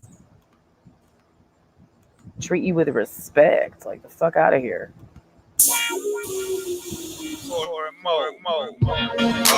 Your pussy is a wastebasket. All you can get is a fuck you. Get mad if you want to. Kiss my back ass. All you hoes still getting no love. All you can get is a fuck you. Get mad if you want to. Kiss my back ass. I understand why you hate me, cause I'm on the radio and on the TV. And your baby mama won't stop calling my phone. Stop calling my phone. A couple prison bids in my past, cause I got caught up in the game. Now it's $750,000 later, at least 10 grand every time I pick up my telephone. Bitch, I'm doing my thing. Focus on getting my check, and you ain't getting nothing. I'm cool, so please stay out of my face before I reach down up under my waist, and then I get to dumping on you, bitch. All you hoes still getting no love. All you can get is a fuck you. Get mad if you want to. Kiss my back ass. All you hoes still getting no love. All you can get is a fuck you. Get mad if you want to. Kiss my back ass. Too many years I done paid the price. I ain't got no time for no more drama in my life. Day after day, I'm still grinding hoes. If I ain't grinding for nobody else, I'm grinding for roll. That's why it's diamonds on my hand and swingers on the caravan. I'm an asshole by nature, yes I am. I thought I told y'all, deep down south, we don't play. Don't get too close, cause nigga, I'm gon' spray every one of y'all. Piss me off and I'ma murder every one of y'all. I'm gon' let the top down with my favorite screw tape banging. Gotta roll cruise control as the cigarilla blows. Cell phone ringing, traffic light changing. All you hoes still getting no love. All you can get is a fuck you. Get mad if you want to. Kiss my back ass. All you hoes still getting no love. All you can get is a fuck you. Get mad if you want to. Kiss my back ass. You must be crazy. I still don't love you, Roaches. Don't excuse my gangster. Fuck you and everybody on my ass. Go ahead, get your attitude. I'ma do me whether you like it or not. For one thing you gon' have to do is kick rocks when you get the fuck up out of my drive. Ain't no need to call in my phone. You can keep on roaching on your own. Thinking I'ma chill, but baby you're wrong.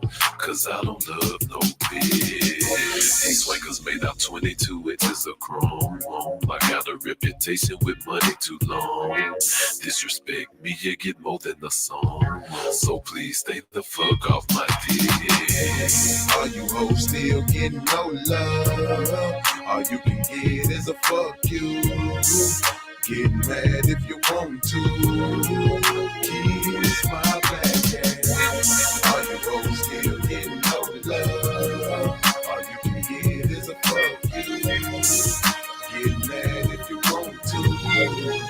Kiss my black ass. We're smoking weed, girl. We don't care right now. Like, these dudes don't know how to chill at all, so you gotta get your piece. You gotta get your piece, you know what I mean?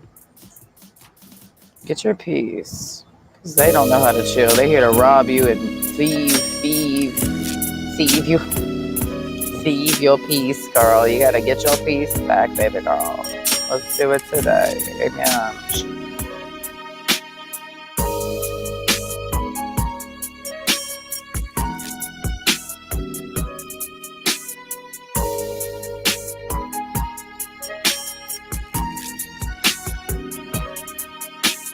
Come around my way, cause I don't need another fair weather friend with a trick up his sleeve. Acting like you really my nigga, but he after my cheese. Y'all niggas give me congested, move around and let me breathe. I remember when you niggas ain't want me to hit the weed. Now that I'm rapping, you see me and tell me to hit the weed. Thinking you can get a VIP pass and get it free, but tell them Mac Bay is enough company for me. Wanna kick it with me, cause I kick it with the high class. Y'all wanna kick it when I was down on my ass, and my quarter was $50 in Louis Vuitton. Laughing the point that a nigga trying to ruin my fun. Fuck you, send it to millennium, I'm money by the ton. You niggas, they help me get it, I did it with no one. Fuck showing love back, ain't showing none. Y'all niggas don't have to come to none of my shows, up by none of my tapes, cause with that you support, I'ma still be straight. The less niggas around me, the better I can concentrate. When I can't think straight, I open up a chest plate. It could be a death day, get beside yourself. You ain't cool, I think you better remind yourself. Before a cemetery be where you can find yourself. So beat your feet at the door, close behind yourself. I don't need no friend, I don't need no broad. Only thing I need is the help of the good Lord. Trying to kick it what motherfuckers seem too hard. Cause I'ma be keeping it real, they gon' be keeping it fraud. 152% I'm real with me. So instead of keeping my niggas get to steal with me, I can do bad ones deep, so I chill with me. Fuck y'all niggas. I don't need no help, my nigga. I can do bad on my own. And I don't need no company, little mama. Stop ringing my cellular phone. When I be down and out, nobody wanna come and kick it. I'm a nobody until I can shine. So when my money is long, I don't need nobody to visit. If you lonely like you did last time.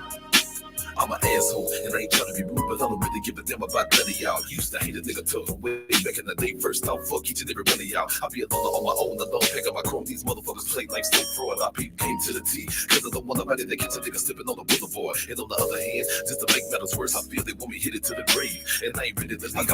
Let me just say this, like, these niggas is exhausting, like, for real.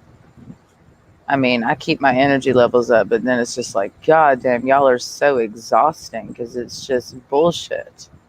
It's just bullshit. And it's tedious breaking them down molecularly. And I'm able to do it, but it takes a lot out of me. I will break you down to the atomic level and will not build you back up into a man. You know? And then I collapse. Took a lot of work breaking Mark down for days and days. It was only 2 days. And the job is done, girl. I don't have really anything else to say about that motherfucker. You thought it was going to last all week. I thought it would too, but it's like, honestly, the job is done. They shoot, you shoot, you know, shoot, you know, it's shoot, and like, this is how I feel today. Like, do not care. Okay? I'm not going to have fake passion. You know? Fake passion. So I don't have fake passion now. So what I'm going to do is smoke this weed and chill for a little bit. Something that you can't fucking do because you're so hype off of nothing. Adrenaline and needing to release an emotion through something, but you keep doing it all of the wrong ways, like lifting 500 pounds and shooting guns and drinking and killing people, you know what I mean? Like, and you still are not able to relax.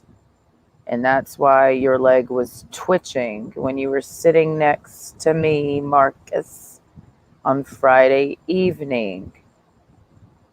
Just that leg was go. Anytime you sit next to somebody and their knees doing this right here, or doing this whole thing, you know what I mean? Like, I have more fat on my leg, but you know what I mean? It's just like constant twitch, like what's your fucking deal, dude? You got anxiety? Smoke some weed, dude, and chill the fuck out. Go meditate. Okay? Because you know what I mean? Like, go fuck something. Shh. Shh. Just peace robbers. But that's what's so interesting to me about Mark. But wait, there's a little more. He did give this little blurb speech in the middle of a greater speech that he was giving that enclosed a greater speech, you know, speeches within speeches. And he did give this TED talk to me about what military do. You know, we're keepers of the peace. Like, talking to him, it was such like, it was like talking to the Army manual or the U.S. Army military manual. Like, it was so uniform. Like, he sounded like somebody who just got out of basic and you're just echoing everything you heard in basic training. Talking to Mark was one of the most inorganic conversations I've had in a long time. You know, that's why he's the lowest of the low to me. I mean, Jose and I would say, had a sexier conversation than I did with motherfucking Marcus. I had a sexier conversation with Chance and even Johnny, who was just grunting ad libs at me. It was still sexier than Marcus, the Army manual. All he did was rattle off Army manual, like code book, like, you know, like just square, you know, just like, you're just, I don't know how to explain it. Like, we weren't having a conversation. He was just like, what are you, an Army recruiter? Like, you're just sitting there like, and the Army, and like, you know, like, when he was doing that, I'm like, is this a human being or literally AI talking to me, like representing the U.S. military to me? It was so inauthentic. It was just like talking to a book. If there's anything I know about Marines, it's called throw the book away and do what I say. Because we're not following the book. That's what makes you a Marine. So that's why I didn't understand why I was talking to a book on Friday night, known as Marcus the Stallion. Lord help me, Jesus. Have you ever talked to a book? Oh my God, girl. It hit me today. I'm like, that's what it was about him. Because it was something that was bothering me as he was talking to me. And I couldn't put my finger on it because he kept moving faster and faster. You know, faster and faster, to avoid me being able to put my finger on what it was exactly about him that was weird. And it hit me today in between doing things. Oh, I was talking to a manual. He told me that he spends a lot of time alone just in the middle of nowhere because he lives in Leesville, Louisiana, which is, I guess, the nearest town to Fort Polk. You know, the place where they had lead poisoning so many years ago. I can barely laugh today. I've laughed once, but it was because I was listening to my voice memos to Mark. And I listened to them all before I went and took a nap with my cat. That's the last time I really laughed, about 3-4 hours ago. I'm not feeling laughing now. There's nothing to laugh at.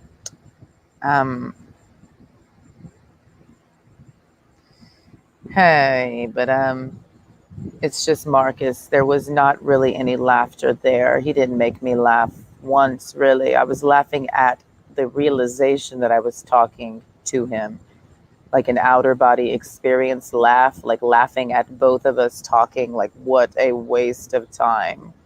I felt like it looked like I was a little Indian girl getting educated by John Smith. And I was the first Native American that he taught something.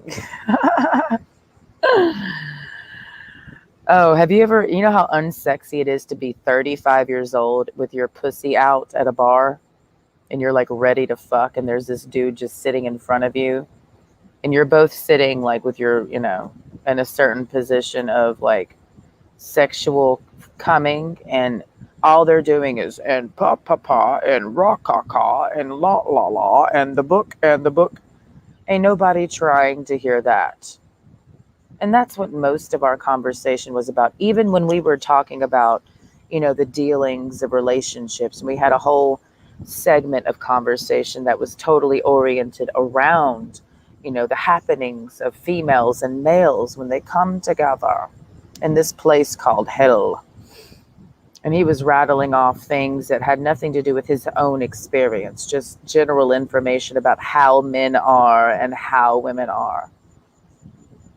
He wasn't even talking from himself. Like, he didn't give me any real personal depth. And how uninteresting you are when you appear to me as a white piece of paper with words written on it, Marcus.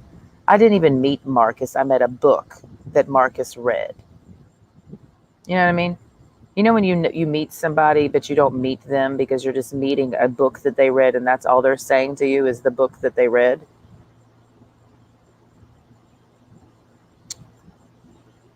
Like, you're not going to tell me about yourself. You're just going to tell me about some shit you read about in a book. Oh, God, my pussy is not wet.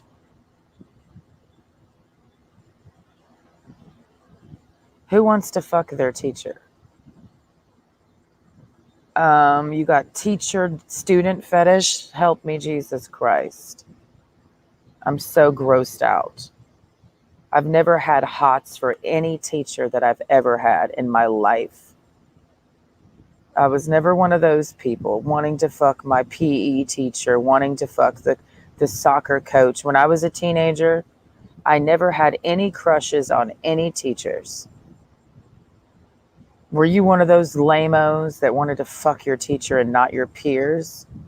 I was trying to wrestle with Caleb Smallwood under the swing set. Meanwhile, my peers were wanting to fuck Mr. Steve. Those bitches were all and still are lame to me. You want to fuck your teacher when you can fuck your peer?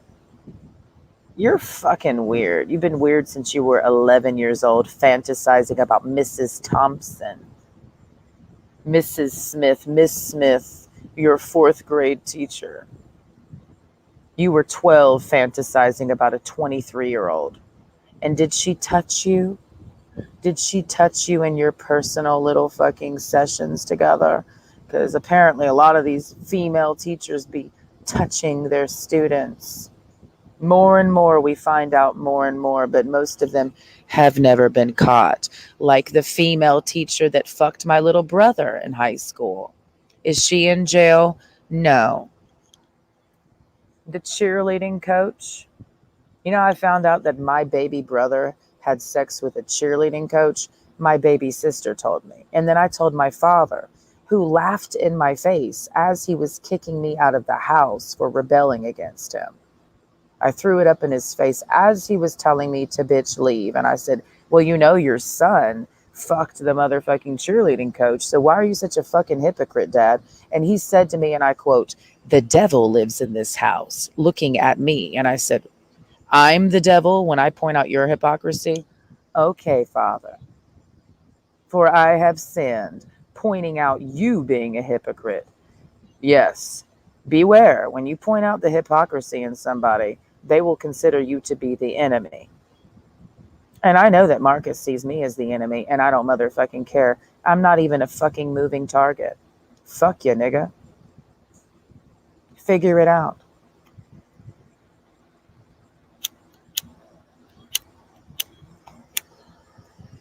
Some people are just looking for a scapegoat to blame everything on. Yes, I'm the reason why Mark is mad, and the only reason why Mark is mad. No one else is making him angry today or yesterday or the day before that. Just me. In his entire life, he has no one to be mad about but me,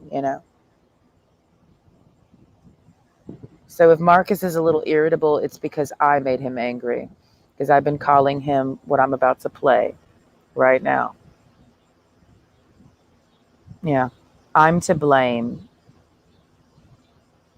I'm just a scapegoat. I'm the enemy. I'm the devil. You know, there's no other devils in Marcus's life. It's just me, the psycho bitch he met on Friday night. And that's why he's mad. Unfortunately, my best friend has your number. So I'm like, wait a second. I do have some more stuff to say to you because apparently you just walked into my little existence to offend me. So thanks. You just want to be fucking offensive? Cool. I'll just give it back to you. You know what I mean? Like, because who gives a fuck? You want to come into my town and my city and where I live and take a shit on my existence with your goddamn lies? Dude, I have no problem sitting here for hours talking shit about you. I just want you to know that you're the lowest of the low so far that I've met. And I sat there Friday night telling you all these stories, and you're like, oh my God, that's weird. You're the weirdest one yet, dude, honestly. That's why I'm like really like disturbed by you. Like, you really got disturbing ass energy. You don't make no fucking sense. Like, you're fucking weird as fuck. And what do I get out of this for getting the weird vibe from you? I just have to sit here telling you how weird you are and then getting on my gay ass YouTube channel, which is the only thing I do. I sit around and talk about what's going on and like my research. Like, you just become a part of my research of fucking weirdos. Because you're a fucking weirdo, bro. Like, you gonna use your daughter and say, well, you said that you weren't gonna message me, or nigga, I didn't even know you were with her.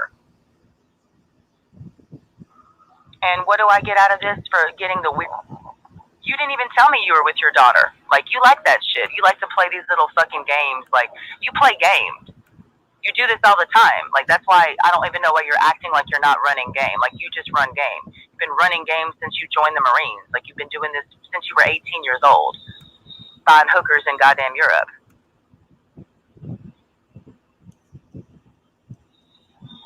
You didn't even tell me you were with your fucking daughter. Like, I didn't know where the fuck you were. Like, oh, I'm supposed to believe you were with your daughter because you said so? I hear a lot of shit out here. You're just a liar. You just be saying shit. And then you don't say, it's like you just are just a dick. Like, it doesn't matter, dude. You're just a gaslighting dick. And I want you to know that I feel that about you. Because I'm offended that you texted me this morning with lies.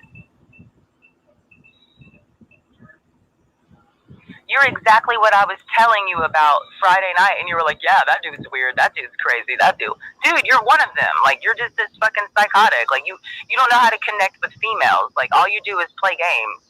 That's all you do. I'm not every female, okay? Like, I don't know what kind of dumbass bottom bitches you've been dealing with, but you can't fuck with my fucking intelligence, dude.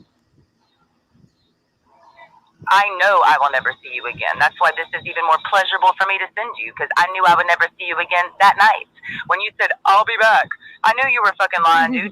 Then you sat there, like, that's what's your fucking point? Like, what's the point of you doing that shit? Is that you over there in that gay-ass fucking airborne group? It looks like somebody who could be you. That's all y'all fucking do, dude. You're a faggot. So what we don't understand ultimately is why you bothered messaging me this morning with bullshit. Like, just know that I know you're a liar, okay? You could have just walked away last night or Friday night and just gone on your merry fucking way. Why did you even bother getting my number?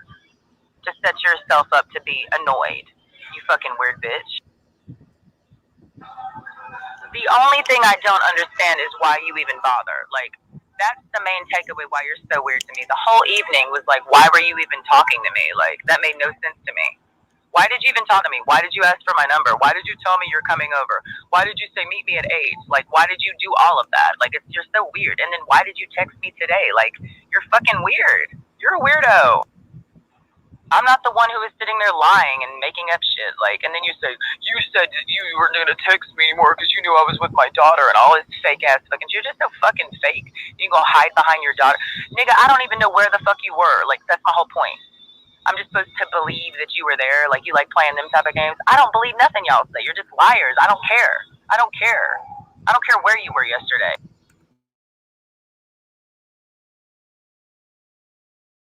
You ain't never seen how you be innocent. Check it out, Fancy things, play up. make it raise. You ain't never seen Check it out. how you be innocent. 996. Fancy things, Hold up. make it raise. You ain't never seen Hold up. Oh, yeah.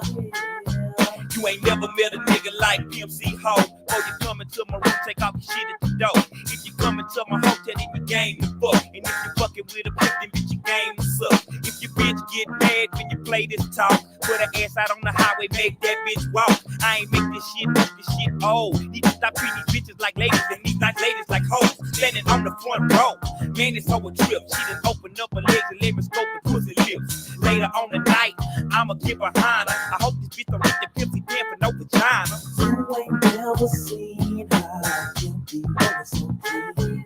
Fly women in dancing things, fly bitches and make it rain. You ain't never seen a pimp that's really this clean. Oh yeah.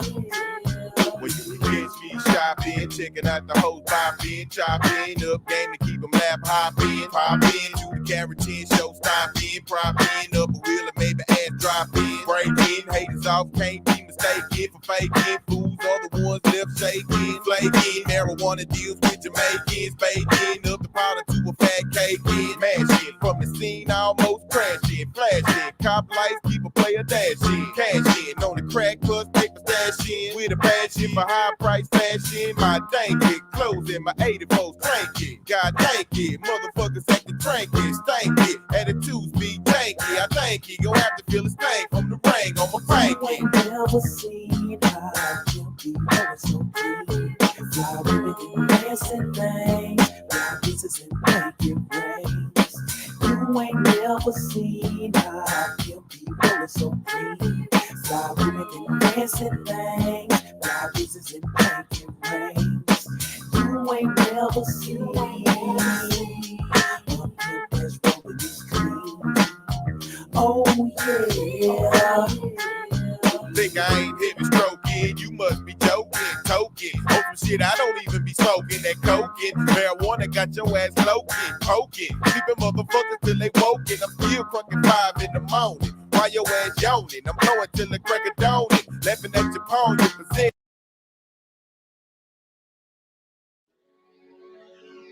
Hold up. Zero the Crooked, aka King of the Ghetto. Screwed up click soldier for life. You know what I'm talking about? Mo City. Stand up in this motherfucker. You know what I'm saying? My nigga Grady in this bitch. What's up, my nigga? Side eye. That boy hard done touch ground. Hold up, man. You know what I'm saying? Big motherfucker for life. Ridge Van Riders, nigga. Ridge Mud Hard Hits. Y'all feel me, man. Rest in peace to that nigga Jody. That nigga LL, man. You know what I'm saying? Shit, man, it's fucked up, man. Rest in peace to that nigga Emo. We gon' hold it down, you know what I'm talking about? And it's real talk. 25 lighters on my dresser, yes sir. I got a bad black bitch that drop a black compressor. You know I'm smoking on that herb. Every damn day just to calm my damn nerves. Screwed up click, ain't never gon' switch. Dig a bigger ditch for a motherfucking snitch. Talking to the laws, giving up info. Catch me at the pad, black lacquer smoking Indo. Sipping on drink, on a whole liter. It's the nigga roll, I got a 9mm and a 4.5. I'ma keep it live in 08 like I did in 95. That was the year I made it clear. Drinking on the microphone, get away from here. I'm ripping for the South with diamonds in my mouth and diamonds on my hand and diamonds in my house. Shining so bright, even in the night. So this meal has been made with like very few ingredients because there's like really hardly anything in my fridge right now. And it's been like that for about a week. It's really fun to revolve your life around an unstocked fridge. Try it sometime. You say, what's the big deal, right? Your fridge isn't stocked. So what if you only have a few things in there? You still have food. Well, from personal experience, I mean, statistically, historically, um, we've been buying, when we buy groceries, we go like once a week. My sister will go to a farm, just talking about the last 2 years and how we've been eating and living. Just if we're going to focus on life revolving around food and not be the sole focus, life around my fridge. Like, what's my life if the fridge is the center of my universe? So that's what I'm talking about right now. My life revolving around my fridge. Perspective shift, right? So for the last 2 years since we moved here, and this is with the pandemic going on and everything else, my sister would go to a farm and get fresh vegetables and sometimes fruits based off of whatever season, because it's farm. She used to work on that farm back in the day. So I don't have time for bullshit.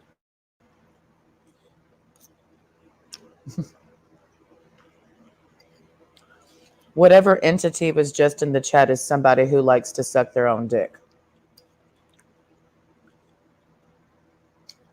And they only like anal sex, meaning they're pointless. So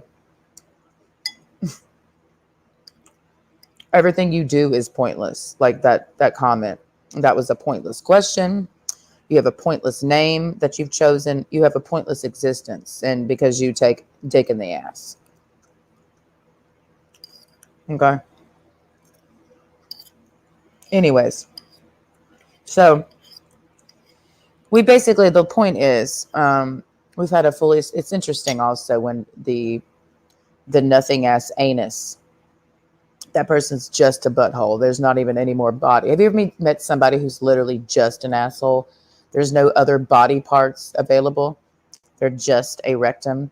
That's that person who just typed in the chat. There's not a body connected to them. They're just a fucking rectum. Nothing even comes out of it. You know, because for something to come out of your ass, you know, you have to have the rest of your body. You know what I mean? So anyways, go do some breath work. You're somebody who would do breath work because you're pointless. So you belong on Casey Bud's channel with the pointless people like yourself. All right?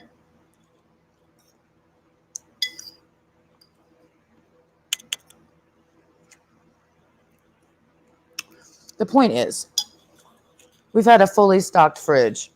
Like, we just keep our fridge stocked anytime, you know, even if we still have food to work with, we've just always just on the grocery hauls. And it's like, you have food in here. Why are you going to make sure go buy more food? And it's just like wanting to keep certain ingredients in rotation. So it's taken a long time to finally get to eating everything that's there in your fridge and not wasting anything. Because I realized there was a few months recently where I'm like, we're really wasting a lot. Mainly because all of our dietary desires shifted at the same time, but we kept buying the same groceries, but they would get thrown out. And I'm like, I'm sick of this. It's gross to me to waste food like this.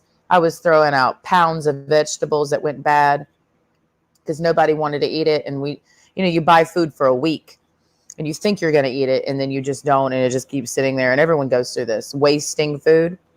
So I just got sick of wasting food. Plus my diet was changing. So now, just keeping a barely there fridge is really good for my mental health because it forces me to eat what's there and not waste anything. And it also doesn't allow for overeating. So I told Marcus this. That was one of the things that I told him about myself. You know, when you're just rattling off information about yourself to somebody you just met, having verbal diarrhea. And I told him I don't keep a stocked fridge. And I briefly explained why, knowing he wouldn't understand because he's you know, in the army.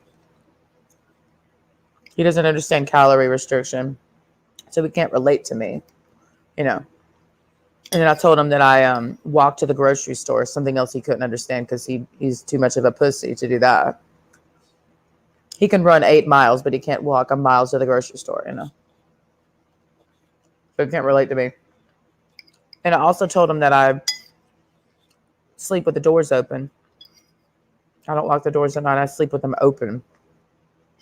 mainly to let the fresh air in because we don't have windows that open. If the windows open, I probably wouldn't sleep with the doors open, but I also wouldn't lock them either. And I think that scared him because he can't relate to that. So we made chicken thighs and saute some onion. And because this is literally all the ingredients I had available to make this dish, knowing we were going to walk to the grocery store tonight to get a few things. Saute some onion. By the way, me talking about this is not interesting. I take no interest in discussing food at all. Most of what I talk about, I'm not interested in. It's just a means of communicating who I am. But I know this about me. So I don't find it fascinating to say out loud, like, I'm eating chicken. Like, how boring is that? Saute some onion and I had 2 jalapeno peppers. So cut that up. Saute, that. And I added all the chicken thighs, seasoned it with this Mediterranean, Middle Eastern, really. It's Middle Eastern seasoning blend that's like from a Middle Eastern company. So it's like legitimate Middle Eastern seasoning, It's a certain flavoring they have going on. In terms of the spices they use, a lot of clove, a lot of cinnamon. Westerners are not used to that flavoring. But we like to cook with a lot of the Middle Eastern Indian spices in this house. So we may not be making like Indian like their exact recipes, but we cook in the style of using the seasoning blends and the seasonings, not just basic curry, but we like to use the single package shit, Anyways, whatever. But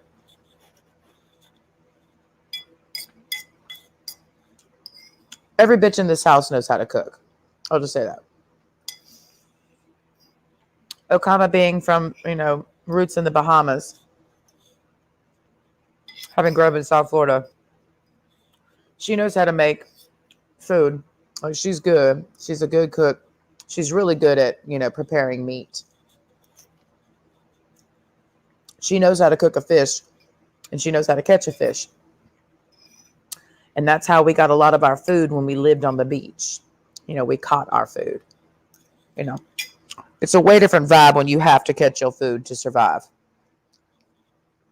It hits differently. And none of y'all know that life.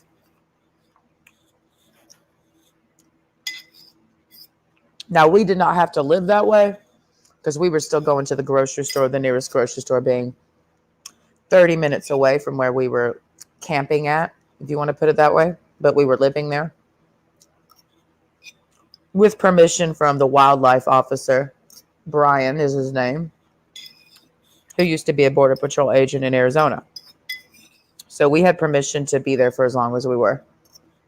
They did not care because I was friends with him and he tried to date me. Can you imagine that? Can you imagine living on the beach and you don't take a shower every day, but you're clean because you have salt water in the sun that'll burn any filth out of you? I'd never smelled, by the way, when I lived on that beach. My skin was bleached. All of the hair on my body turned white. And I have really dark hair. My hair on my head turned white, pretty much, from the sun. And all my body hair turned white from the sun. My toenails and my fingernails were white. You want to talk about mani and pedi? My fingernails were white. I also watched my nail bed evolve when we were living on that beach. I used to have really long nail beds, but so many years outside shortened my nail bed to the point where I don't have a nail bed anymore. Dead ass.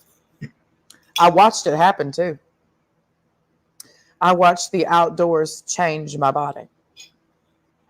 It was fascinating to watch the effects of nature, mold me. And I got so fucking dark out there. I one day went to the makeup aisle, as a joke, because I wasn't wearing makeup on that damn beach. We were just out there in the blazing Texas sun, High Island, Texas. You can go there if there's still a beach. I say that all the time. And went to the makeup aisle, I think it was a Kroger in Galveston. We took the ferry there. I was like, let's go see how dark we are, you know. Went to the makeup aisle to see our shade, and I had to get black. I would have had to get a black woman's makeup. That's how dark I got. I'm not that dark right now. I'm not that dark because I didn't have any indoors to hide in like I do now. So I can hide from the sun easier here than when I was there. I mean, it was 100 plus, you know, and we just had a tarp for shade. You learn how to be creative and stay cool when you have no plate. I mean, we lived without AC during the hottest part of the Texas summer on the beach. So camping through thunderstorms, we didn't get to go to a hotel. Like we had to learn how to camp in thunderstorms, torrential downpours, and derechos. You know, so I know how to be outside, bro. I'm not no little pussy bitch. Oh my God, a raindrop, you know. I know how it's like to get rained out of your tent, and then it keeps raining every damn day, so there's never enough time to dry out. You know what I mean? And all your clothes are soaked. You know what I mean? And oops, I left my car windows down. Oops, and now the mosquitoes are in it, and now there's mosquitoes everywhere. It's a mosquito massacre. Yeah, I know how to live that way because I lived that way for a long time by choice. Had opportunities to do other things in those few years that we were doing that, me and Okama, in different locations. And I didn't want to do that. So we just kept going back out there. We wanted to be out there. We were not homeless. And we had support group. We had family, adopted family. We would visit them. They'd visit us on the beach when we lived there. But we wanted to be out there. My boyfriend lived up the road at that time, and I preferred being on that beach than at his damn house in the AC watching TV. He would want me to come over and hang out with him, literally just up the road. And I'd be like, nah, dude, I just want to go back to the beach. I'd lay in bed with my boyfriend for a couple hours, and I'm like, I got bored being at his house in the AC watching TV with him, so I would just go back down to the beach. I felt better being outside 24/7. He would want me to sleep at his house at night, and sometimes I would sleep over. This is like the months of August, September into October of 2016, my last relationship. He'd have me over. I mean, he literally lived. I could pull up a map and show exactly. Let me just do that real quick. Fuck it. I'll just show everybody where he lived in proximity to where I lived, because this is why I am the way that I am. Like, there's a reason why I am the way that I am, and it's because of what I've lived. And niggas who, you know, want to understand me will understand me, because otherwise you're not going to get it. I don't have time. You don't mean shit to me. So let's look up High Island, Texas. I'll show you where High Island is. That's where I was born. You know how people who join the military, they go through basic training, like Marines. It's like they're rebirthing. They were reborn wherever they were, you know. This is where I was reborn. This was my basic training, High Island. Bolivar Peninsula is where it's at. High Island Beach. See how the road curves around? We were right there, baby. And then this is the wildlife refuge over here. Highway 87. That does not exist anymore. It used to be a highway that went all the way to Louisiana, and I believe to Sabine Pass, but one hurricane took it out, and it's just the beach has gotten smaller and smaller. So I'll show you where he lived, because he would walk to see me. We were about right here. So this is where we were at. And there's a little footpath that leads to an oil field road. And there's cattle for some reason back up in here, right? He lived back up on Mexico Road. So my boyfriend, I'll show you exactly where my ex-boyfriend lived. And I think he still lives there. He lives in a trailer. It's like the ranch style trailers. They trick them out in Texas, is what I noticed. They make it all fancy and shit. It doesn't mean they're poor. They got money. You know what I mean? They just look like they're poor, but they're not. And he lived in one of these houses. I think it was the second house to the end, or third house to the end, on East Mexico Road. And what is that surrounded by? Well, if we do layers, I'll let you see the terrain. It's swamp.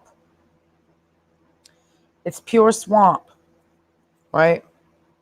So when I tell you, motherfuckers, that me and Okama were here, And I don't want to, I could do 3,000 hours on that little pull in is where we were camped. Let me go right there. That little, where it looks like that's where we were camped. That's where you see there's a road and it's not a real road. It's just the beach. And you pull in there. There's way less beach now. Like the beach then was, you could go out at least, I would say a quarter of a mile. There was a beach, but not anymore. When we were there was a lot of beach. And see all those, we used to go crabbing in that little inlet right there. We'd walk from our campsite, go crabbing right in there. I know this beach in and out. I know everything there is to know about this area. I know where the ponds are, where the gators are, which is about right up in here. There's a gator that lives right there. There's a gator that lives, where is it? Right there. And this big one right here. Let's zoom out. How do I know? I'll show y'all where I used to get mushrooms with my ex. I know the exact location because I spent a lot of time in them woods. Okay, so let's see. This is the oil field. You go up in here. And this is where it gets into scrub brush and mesquite trees. That's a lot of the foliage. There's not a lot of trees in this area. This is just, they cut it down to do drilling. But when you zoom out for real, and this place was destroyed by Ike, by the way.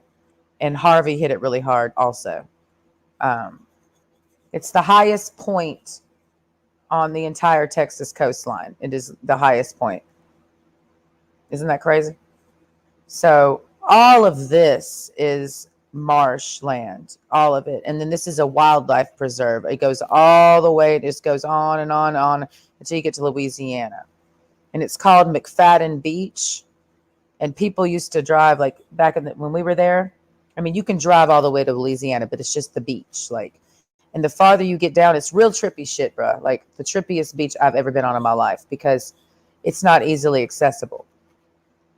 The road, there's no road. So when you go out there, we watch people lose their vehicles because they don't pay attention to the tides. It's you just driving on the beach. And they go so far down, they go down there to party. And the wildlife officer that I knew,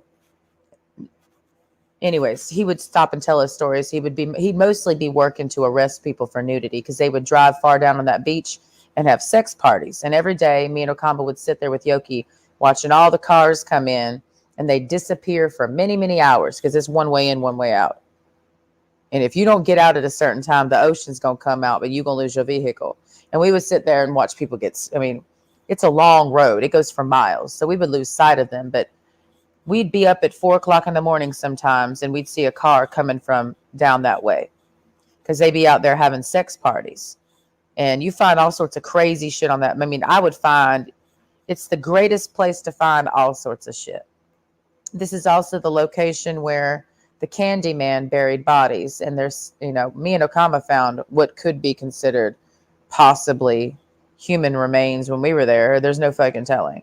There was so much shit washing up on that damn beach. We would find crates of fruit that would be washing up and just like, where did that come from? Oh, it might have come from a cruise ship. It's really fun, doing beach combing, but you never do beach combing in Florida. This is where you find the kilos of cocaine and marijuana. Seriously. They wash up ashore all the time, and people just be like, people finding pounds of marijuana, kilos, just washing up. Sometimes bodies. So where is this? Where do we find mushroom? Because this is where I got my first introduction to psilocybin was here. And I would do the shrooms on the beach, right? You know what I mean? So where were we? Okay, let's see. There's the high island. Okay, let's zoom in. Let me get to where we would park. There's only one place to park, girl, especially now where there's less beach. I mean, there ain't no beach now. How do I know that? Because we passed through this bitch on our way from San Antonio to here. It's the last time I saw that beach, and I'm like, oh, shit. They lost the road. Here we go. This is where I used to mushroom pick, right in here. See all them trees? Right in here. Right in here. This is a marshy marsh. And me and my ex-boyfriend, I know I can find his house by the satellite view. I know what his house be looking like. How many times I was over there? It's ridiculous. Let's see. Let's see. And that is what gets me in the back of my car, and my feet go up. Oh, no, he's not on Mexico Road. That's the road that leads to his house, which is over here somewhere. I think that's it's right there. I think that's it. Maybe, huh? Yep. I don't give a fuck who knows where my ex lives. Number one, okay? I don't give a shit. Oh, no, maybe it's further back. Hold on. Because that road cuts off, and then it's just the marshlands and the gators. And it's a wildlife. There's a wildlife. Bird watchers come here from all over the world because this is one of the places where all the exotic birds lands on their way from South America. So it was a real treat to see all of the South America. Like we get up in the morning and they would be thousands of different types of birds in these little ponds. And for some reason, they wanted to come right there. So they had a bird sanctuary. Like, it's all about bird watching in this area. And people, I mean, it looks like nothing. Like, it looks literally like nothing. It's not even like touristy at all, like in terms of really built up.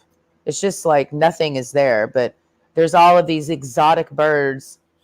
I mean, I would just sit there for hours just watching all of these birds that I ain't never seen in my life because they are migrating. And this is their migration point. Look it up. Look at High Island. I got to see all of those damn birds. Like, there'd be flamingos, all sorts. I've never seen so many flamingos from like different kinds of flamingos. And I would just sit there looking at them. I got to know birds out there. That's all I'm going to say. And banana spiders, because they're in one of their bird watching areas. It's just these little free parks you can go into and bird watch. It's just exotic birds everywhere. They're migrating. They also have those banana spiders, and it'd be thousands of those giant, big black and yellow spiders everywhere. And it'd just be like, God damn, like everywhere you look. It's the most beautiful place in my mind. Never wanted to leave. I think that's where he lives right there. Is it? No, I don't know. I just know he had that little turn in. Aha. And they had some horses and some goats out back. No, this is definitely it right there. There it is. Because of all those trailers. And then the barn out back. Yep, that's where he lives, girl. Uh-huh. Up. Yep, it is, child. Uh-huh. So I would walk from the beach sometime to go see him, which was a mile and some change. Go see him. He'd walk down because we would cut through the oil field. You know, we would just go illegal crabbing up in there. I didn't know if it was legal or not. I just know that I would go on Oilfield Road because I'll show you where we would go crabbing. So now you know where to go. There's the camping spot right here, right? Right here. That little thing right there. I don't think I can zoom in any farther, can I? There we go. That's where we would camp. Right, literally right there. When we visited, it's so crazy. The last time we left camping there in July of 2016, right? Then we returned. No, yeah. And then we never saw that place again until it was like April, May. No, it was March of 2020, the last time I saw that place. We passed through on our way here. We literally found a blanket that was still there from when we were there. Like, some of our shit was still there. A blanket that we used to camp was still there, girl. 4 years later, and 2 hurricanes and a tropical storm later, girl. It had become one with the beach. So basically, if you're going to do this, I don't even know if you can pull in there anymore right here because there's hardly, look how close the ocean is. It was not like that when we were there in 2016. There was way more beach. So we couldn't even drive when we went back. So anyways, you go back in here. These are little holding ponds. This is where you get all them good blue crabs. And you can walk. There's some fences you got to crawl under. I got used to crawling under barbed wire fences because it is fenced off. But what you do is you just go under the fence. That's what we did. Just go under the fence. Okay, it's about right in here. I will zoom into where the fence is. I know exactly where it's at. Okay, right in here. There's a fence. These are little holding ponds and inlets full of blue crabs, girl. And you just go in there. I made myself a net out of 2 cow ribs and some yarn, and I caught a bunch of blue crab. Okay. So you don't need a whole lot to get them motherfuckers. Or you take a string. There's many techniques to catch blue crabs. Like I said, I found, let me explain. They have a bunch of cattle back in here that doubles as an oil field, okay, which also feeds into a wildlife refuge. It's all one and the same, right? So there's cattle, horses, cows, and bulls. So when we're out there walking on, this is a dirt road. There's cows everywhere and bulls and horses, coyotes, even, and wild hogs. How do I know this? Because they would sometimes come up to our tent. And every now and again at night, we'd hear a cow get out of the pen. And we always wondered what happened to him. Because I saw cows escape all the time. I said, where did he go? Did he go swimming? We never know what happened to that cow. There's so much shit I saw on that beach that I could spend 3 million days talking about. But words can never describe what it was like. It was amazing. So, yeah, but be careful when you're on this road. You see that? Hold on, where is it? I know there's a pond right around in here. And it's got a big old gator in it, girl. Right here. This is the one. Do not go in there. Okay? Everybody who knows anything that lives there knows there's a massive gator that lives in that. And Yoki, she used to scare the shit out of me because we would walk her. Here, let's go, Yoki. Oh, she loved when we said, let's go for a walk. And she'd just start jumping up and down with her goddamn beautiful fucking self. And then she'd want to get in that water to cool off because it's fresh water. And I'm like, girl, there is a gator in there. I cannot handle this. Get out of there. Get out right now. So basically you take this dirt road all the way up in here, right? And there's all sorts of places in here to go crabbing. It's just marsh. And right around in here where these trees are, there's a bunch of psilocybins that grow, okay? Do not tell anybody I'm telling you where drugs are growing, all right? Seriously. So sometimes I got my ex got me into mushroom. I was obsessed. Like I just became obsessed with mushroom picking. And we would go out during the day sometime. He taught me when to pick it. You know, that's one of the things I learned from him, honestly, is how to find them. And then you just start, once you do enough of them, I just remember I would get so excited. He's like, let's go mushroom picking, babe. Because he would call me babe. Yay! That was our relationship during those months. We just were high on mushrooms most of the time. Yay! We go out there, mosquitoes attacking us. Because you got to fight the mosquitoes. Cows and swamp and marsh after a rain, you know. And you just start getting, the more you do the shroom, the more you get a sixth sense for the shroom. You become one with the shroom. And I got to the point, I started telling him, like, babe, I'm excited. I literally feel where they're at. And he's like, good job, babe. And we're like high-fiving each other because we're finding like psilocybins this big around. You know what I mean? It was a great time, bro. And I just could not stop doing them. I would sit at the ocean. Y'all have never seen a bitch do shrooms. I mean, seriously. I just remember this one trip I took because I mean, I did shrooms every day. And because I could just go pick them at any point in time that I wanted to. And we would pick hundreds at a time. Like, I mean, we had a lot, bro. My boyfriend one day did 100. I mean, literally, it was a whole grocery bag full of shrooms, like a Kroger plastic bag stuffed. About 100 had to have been. I was like just doing 1 or 2 or 3. You know, I could feel it hit me like really fast. Like it just, I don't know if you've ever done psilocybins, like depending on where they're grown. I mean, it has a lot to do with that. I will never, ever do shrooms that are grown in a fish tank. There is nothing like some organic shrooms, girl. Grown straight out from, it's all the elements combined that make that mushroom what it is. You said the ocean, it's the swamp, it's the marsh, the cows, what they're eating. That's what makes the shroom good. You can never duplicate that. Depending on where they're grown, it makes all the damn difference and how it hits. Same thing for Kush. It's about where it's grown. It's all the elements that make that Kush. Y'all be acting like you could potted plants. Like, get the fuck out of here.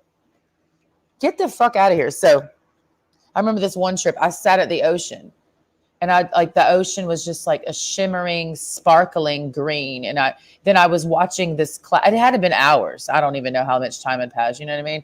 I'm staring out there, and you see the clouds coming. That's why I love the ocean, because you can see the weather approaching. And I was just watching this one cloud, and then I literally watched it turn into a thunderstorm. And I was like, wow, everything was wow. And then I saw a seashell, and I was like on the seashell's level. And then I felt that I was a seashell, and I was like laughing. And then I looked at everything, and everything was like shimmering, like everything, all the colors were so vibrant. I'm like, wow, everything's sparkling. And I've never been the same since. So when it comes to my behavior, when it comes to, this is the greater point I'm getting at for telling all that. I'm not just sitting here reliving experiences. There's a reason why I am the way that I am. Okay. Like I am this person. Like it wasn't built in a day. So I don't know what to blame it on. If we're going to call me crazy, well, I don't know if to blame it on my childhood. I mean, why does she act like that? I mean, there's a lot of things that go into why I am this person. Like, was it the shrooms, all the shrooms that I did, like hundreds of shrooms that I did for 2 months straight? And I can honestly say I've never done any shrooms after that.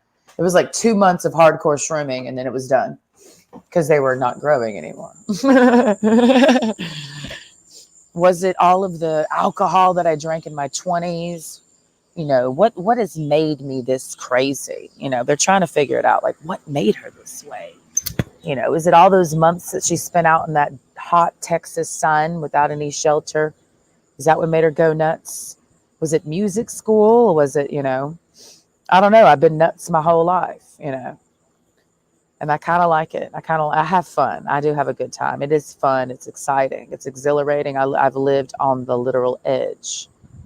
Not of glory, girl, just not wanting to be bored, like great ideas. Like, let's go across the country with $200 in our pocket and see what literally happens. That's my idea of a good time, because I've done that. They have $200. Let's drive from Michigan to Colorado. And let's go live in a tent in a burnt out region outside of Fort Collins in the Roosevelt National Forest, where there's no trees. So I call it a forest. Just looks like burnt matchsticks. And let's do that for a month. And let's get our water from the, Cucha Padre River and bathe once a week in the river rapids. That's my idea of fun. But dudes don't know how to have fun with me. They're too weak. My ex-boyfriend, one of our main argumentative points was he's Mr. Country Boy. He loved that song. Hunting, fishing, living every day. Real Texas boy from Beaumont, Port Arthur is where he's from. But his dad's side of the family is from Morgan City, Louisiana. That's why I told Chris Hemsworth, a part of the Wolfpack, aka Chance. That's why I told him that my ex-boyfriend was from Louisiana, because he said, I asked him one night, where are you from? This is one of the military dudes. So where are you from? Morgan City? And he said, you probably don't know where that is. I'm like, yeah, the fuck I do. My ex-boyfriend's dad's side of the family is from Morgan City, Louisiana. I know where that is, dude. I know Louisiana enough to get around and look like I'm from there. Yeah. So that's why when Johnny said he was from Louisiana, I didn't feel that he was from Louisiana. I smelled Texas on him. I know what a Texas nigga smells like. So when I found out that I was right, I'm like, I'm really good. I can smell Louisiana in you, girl. I can smell who's from Alabama. Alabamians have a certain smell, and so do Florida niggas, just like gay niggas have it. You know what I mean? It just goes on. I'm pretty good at sniffing out the state that you're from. Californians have a certain scent, We're talking about the land that made you. What do I smell like? Who knows? I've rolled around in a lot of places. That's why a dog rolls and shit. I learned a lot about Yoki when we lived on High Island. She started to do things, She did not have a collar or a leash on for the entire time that we were living on the beach in this exact area. So if you see this land, just picture Yoki, my dog, the one that's gone missing. And we did what we did here everywhere. When I say everywhere, I mean national forests, wildlife refuges, and she never had a collar or a leash on anywhere that we camped, right? So For days and months at a time, we were here. Okay.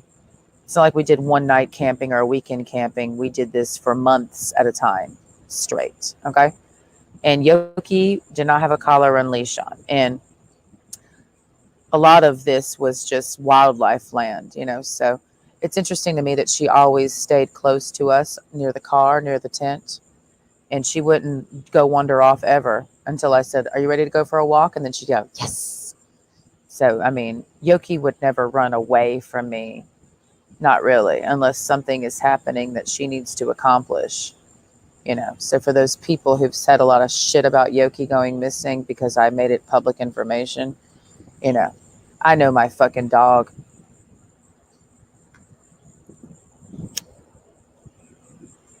And I can say this too, just for the record, because I don't know exactly what's going to happen, but I'm trusting that everything will work out how it's supposed to. Everybody in this household has had multiple, like at least 10 dreams each of Yoki coming back. So I haven't had any Yoki's dead dreams. Everybody in this house keeps dreaming that she's here, coming back, various variations of that. So do I believe I'll see my dog again? Yes, the fuck I do, crazily enough. I do believe I'll see Yoki again. I trust my dog. I had her for 8 years. People don't like me talking about my life and how hardcore it is. Like when I say I barely spent a single day without Yoki, that's literal. I didn't leave her at the house alone. I didn't ever leave her alone. She was always either with me or Okama. She was never by herself for hours at a fucking time. So yeah, I would say I know my dog better than I know yours, or that you know yours. Excuse me.